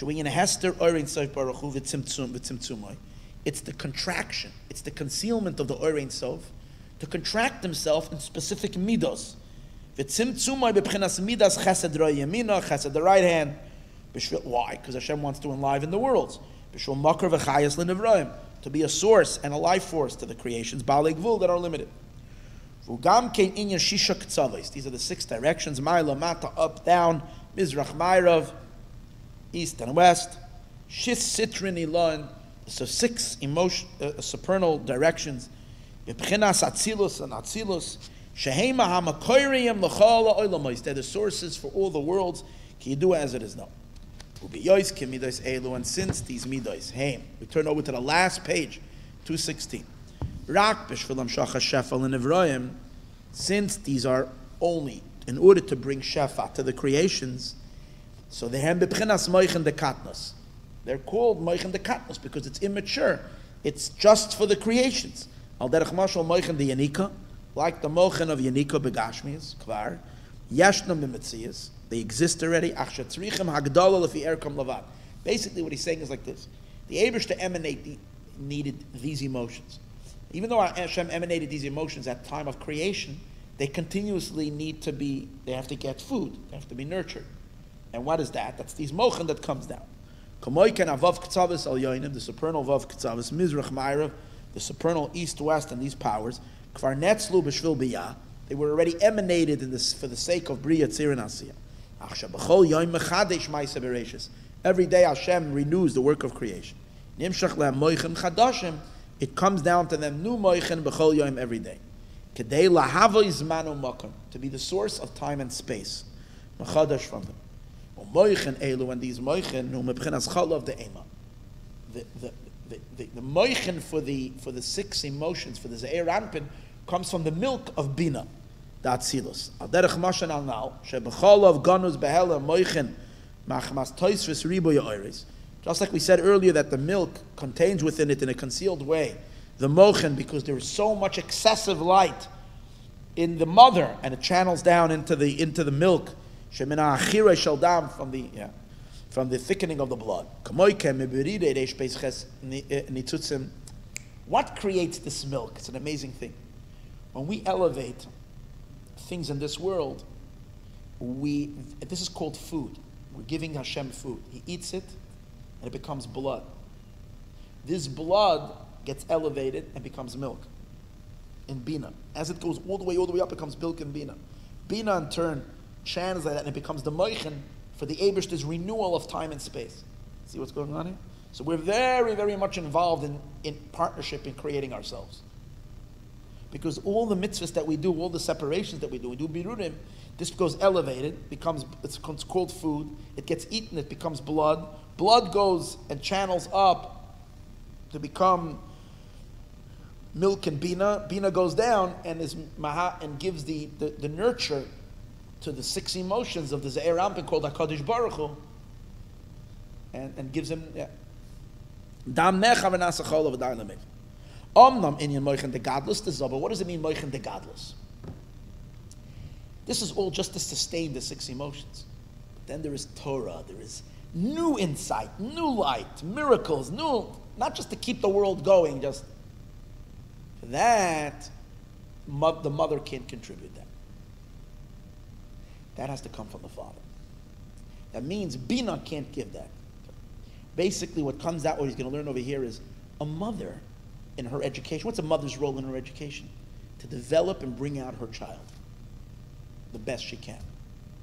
The father's role is to be that higher authority, to do what? To tweak and to change the character of the child. Because the child is is misbehaving this way, his emotions are, so you have to change them, you have to carve them out, so that comes through education. That has to come from the father. Now, why is the mother the source of just development, but not changing? He says it's very simple. What's the difference between Bina and Chachma? Bina is mother and Chachma is father. Because when in Bina, a concept is already frozen. It's already an idea. Because you already put it into words, into specifics. In Chachma, what's Chachma? Chachma is still fluid. In Chachma, it's not yet developed. So Chachma, if you apply Chachma energy to the Ze'er Anpin, to the emotions, you can change them still. Because the Chachma energy is not fixed and defined. Bina energy, very fixed. And therefore, even when it channels down to the emotions, it keeps them in their state, it only develops them. So a mother is more about nurturing her child and bringing out what is good in the child to just become stronger and more exercised. The father is the one that should be more of the disciplinarian to change the emotions and to direct it in different ways. So this, yes? Your mother does it already. Yeah. Inyan Moichen the Godless, there's the idea of now you can go back to her and tell her it's not your job. The Moichen the Godless of the Ze'er Anpin. Hainu me Moichen the Abba ve'ima atzma. This is the Godless, comes from the Moichen of Abba and Ima themselves. Lishloit ala hatabas hamidos, to rule over the nature of the midos hamitzumtzamim that are contracted. Al derech avinu avarachman rachem aleinu, bestow your mercy on us. Val derech chein yichbeshu rachamecha es kascha. Even if you have kas, let your rachamim knows to change the emotions. Mayaleinu ve'ikra hefresh. What's the difference? Hainu hefresh be chachma lebina. What's the difference between chachma and bina? Ki bina hainu asaga. Bina is already grasping. Shamasik kvaras haseichel, one already apprehends the idea. V'yeshnoi ba'oisiyos v'tzerufim b'machshavtoi. It's already fixed. It exists within letters and specific combinations in one's mind. V'loshen hasaga. And what does hasaga mean? K'mayamasik eze davar b'yadoi. Hasaga means it's like you take something in your hand. V'toifsoi. You've already grasped it. K'moikein, the same is also k'shaseichel v'asvara nitfeses liyesh. When you can already define something in a specific way, v'davar ma'u asaga shebebina. That's the grasping of bina. Shalatam zanekra bina yesh, and that's why bina is called yesh, something. It says lahanchil loyahavi yesh is the world of bina. Kamashakos lahanchil loyahavi yesh ki yidu as it is known. Nishakavaru yesh v'davar ma'u asaga saseichel. It's already defined as something. Ma'ashen ken achachma hu koyach ma, the opposite of yesh. Chachma is still the power of what? K'loimer abitul b'mitzias. It's nullified out of something specific. Shum hasaga v'tfisa, it's in a state of chachma. There's no hasaga, there's no grasp. It's as if you didn't grasp at all. What did you touch? What do you know? It's ma. Chachma is the makar of seichel. It's not yet in a state of hasaga. V'tfisa klal, and grasped at all. Rakamoy barak ba'alma. It's like a flash. Mavik nekuda echad.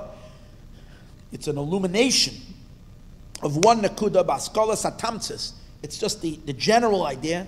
Vadayan lo yachal asbira. You can't even explain it. Even to yourself you can't explain it. It's so vague, it's so since during the time of nursing, the child is eating from the mother, so he's only getting that which is already mother moichen, which are already fixed.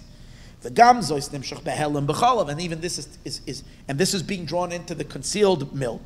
On the moichen, the gadlos, and more than that, even the mother, it's not like he's getting ideas from his mother. What is he getting?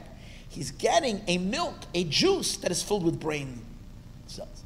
So therefore, you don't see so much the influence on the moichen. It remains more natural, the emotions. The emotions are just getting intensified in their natural state.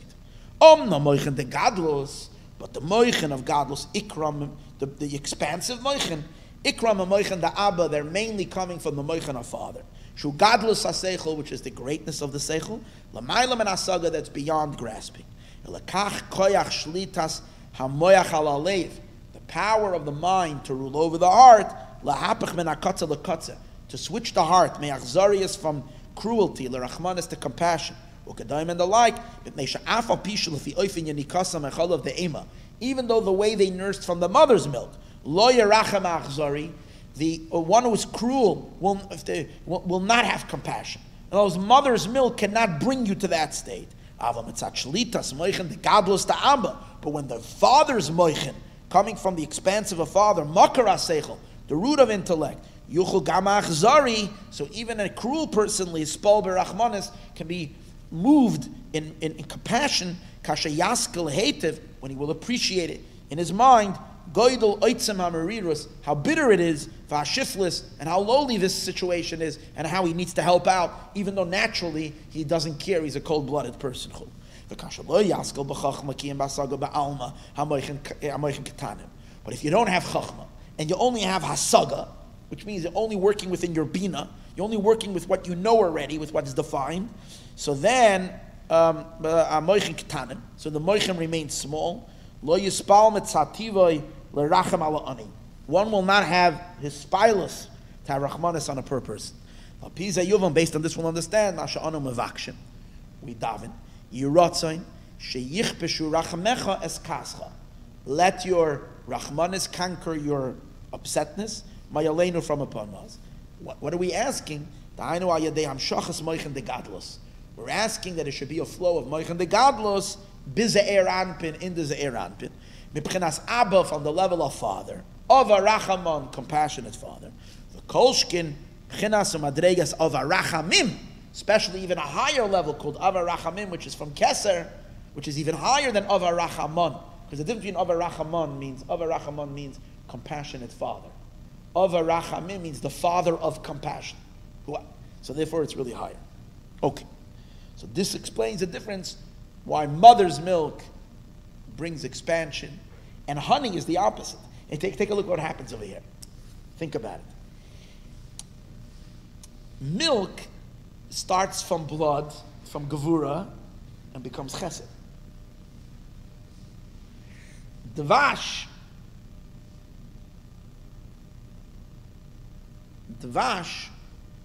is chesed becoming gevura.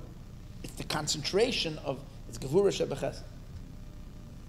And they're milk and honey. Shoresh Inyan. Even now the last piece, I'm just going to read.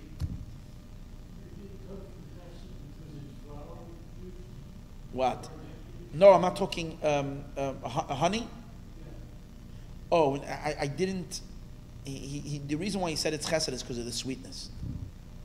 But the intensity, he doesn't say anywhere because what it comes from. Yeah. Love and Shoresh Inyan Ibor. To understand the root of the pregnancy. Because all of this that we learned over here, remember at the beginning we spoke, that it's because the Jewish people, it's after the pregnancy and after the birth, Hashem brings us to the land of milk and honey. We need the milk to expand our emotions, to be able to love God and fear God. But we need to have a crash course. We need something fast. So we have the milk. But then we're afraid that because of the intensity of the situation, our souls will expire. So we have the honey, and that causes us to stay. Small doicha. It keeps us It'll keep us down in our bodies and not dissolve. That's relating it back. Here he just gave the dynamics of what milk and honey, where they come from.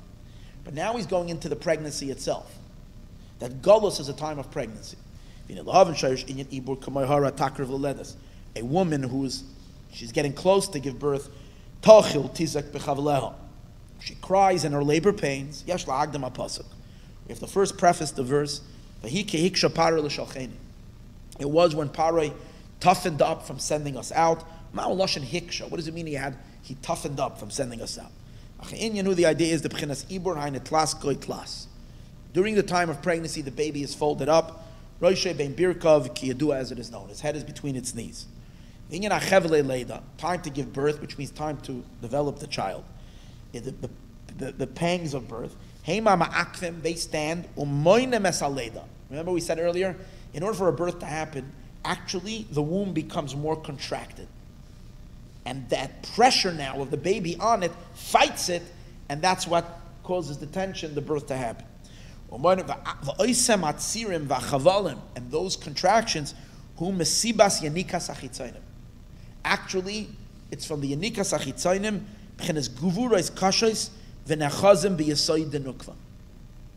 interesting. In the power of the yesod of the woman, that's in her womb, that's her yesod. That's where blood comes, and that's where we say the impurity, because the nida, the woman, is impure during that time. And that has to do that the koches of the chitzonim, the powers of the impure forces, have a special achiza, a special ability to connect or to the level of yesod that's in the nukva. Like it says, lepesach. Pesach is Pesach means the entrance, which therefore refers to the chatos roivetz, sin crouches. Be'etzev teildi banim, with sadness you will give birth to children, which is with difficulty. So it's chitzon. So let's spiritually try to explain this. Whenever a new birthing has to take place of something godly in the world, the chitzonim don't want to allow that birthing to happen, so they block the channel from where the birth has to happen. When these harsh judgments become sweetened, then she can give birth. The pari was hiksha. Pari is the Jewish people were in a state of ibur. Pari is the back, like we learned last week. He doesn't want the gilui of the front, which is the Jewish people, like we learned last week. And by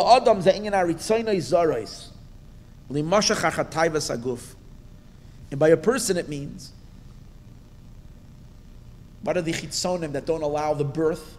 I guess when your soul wants to birth holiness, when your emotions need to be born, the chitzonim block, because they fill your heart, or our hearts, with unholy desire. So they're blocking the gilui. They're not allowing it. As I'm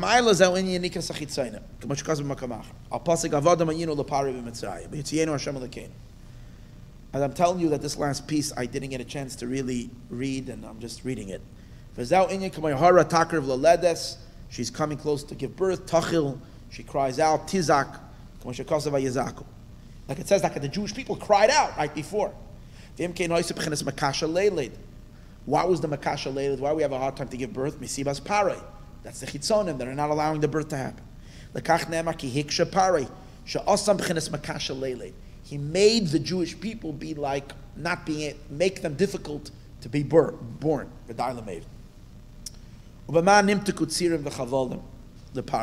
How did we sweeten these tzirim, these contractions? It's because they sunk in the sea. Yes, they stopped the birthing. So it was like a woman who can't give birth. So that's what Paris is not allowing the birth to happen.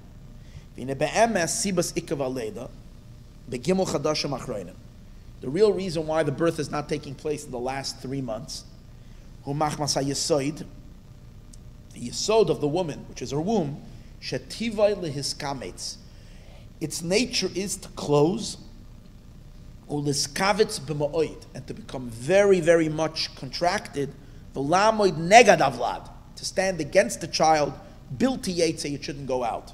Kemavur b'sifrei refuah, as stated in medical science. Shalifnei ha'leida, before the birth, yikavtzu boy hagidim, the arteries or whatever they are get the sinews get tightened. V'yiksharu avlad, and they tie the child, which means it locks. It basically closes up and locks. But at the time of the word, yipasech pisayim, it opens suddenly. What's the reason why? Boom. Hushanivka, it like breaks open. The pressure of the weight of the baby, all of that's on it. And what's the explanation of the matter? Why is at the time of the birth it breaks open? And at first it's the opposite. Canal kanisker k'mashkas be'etz chaim, as stated in Eitz Chaim.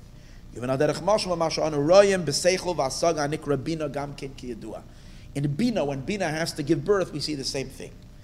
The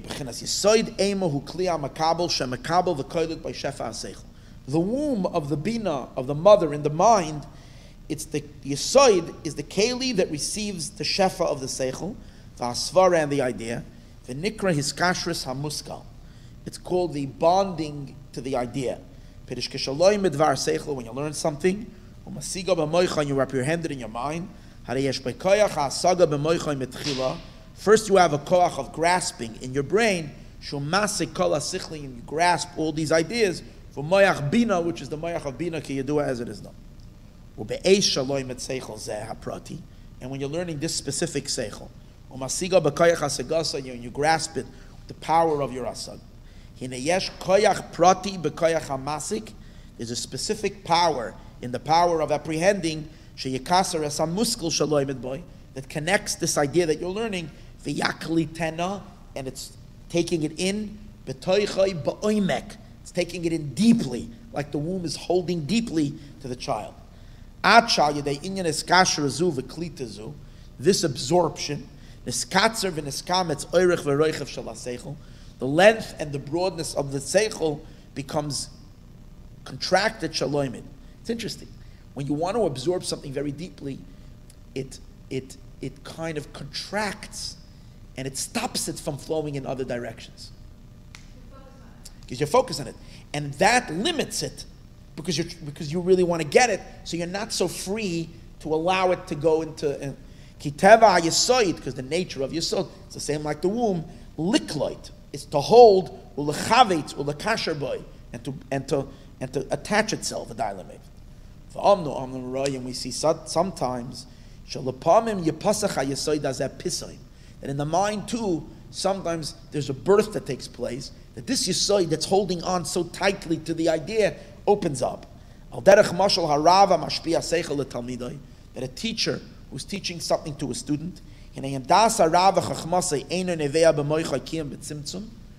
if the teacher's mind is flowing only narrowly in his own mind, then the teacher can kind of hold it and very restrain it, ketiva, according to its nature. If the chachma pounds the teacher's mind, it's suddenly like a burst of powerful infusion of ideas.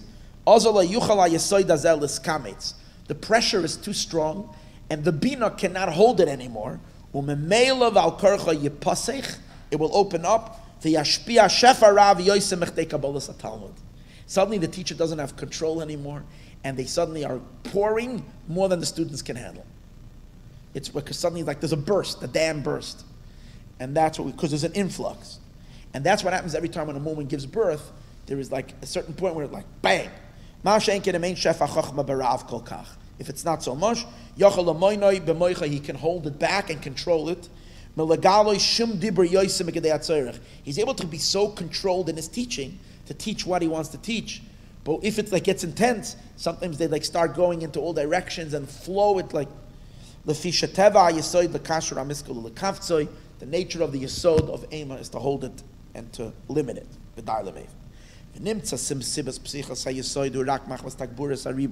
The reason why it opens up is because there's such tagburis ariboy shebemoyach. It's so intense. It can't hold back anymore. It's similar to the milk that is also created because of the overflux of this blood energy in her brain. Similar to that, the birthing also happens the same thing. It's too much, so the baby becomes too large, and then bang. At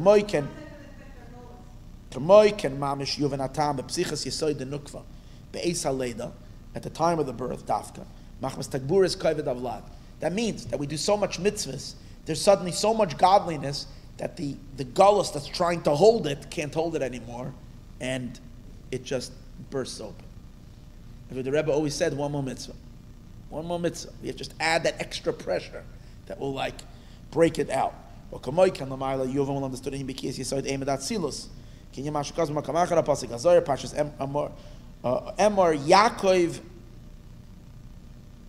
Yaakov says when he comes to the sukkah, Oz yibaka kashachar. Then it will yibaka, then it will blast forward. Yibaka is like when the morning, also there's a lot of night and a lot of darkness, and suddenly there is what we call the crack of dawn. It breaks the darkness because it's too intense, the light.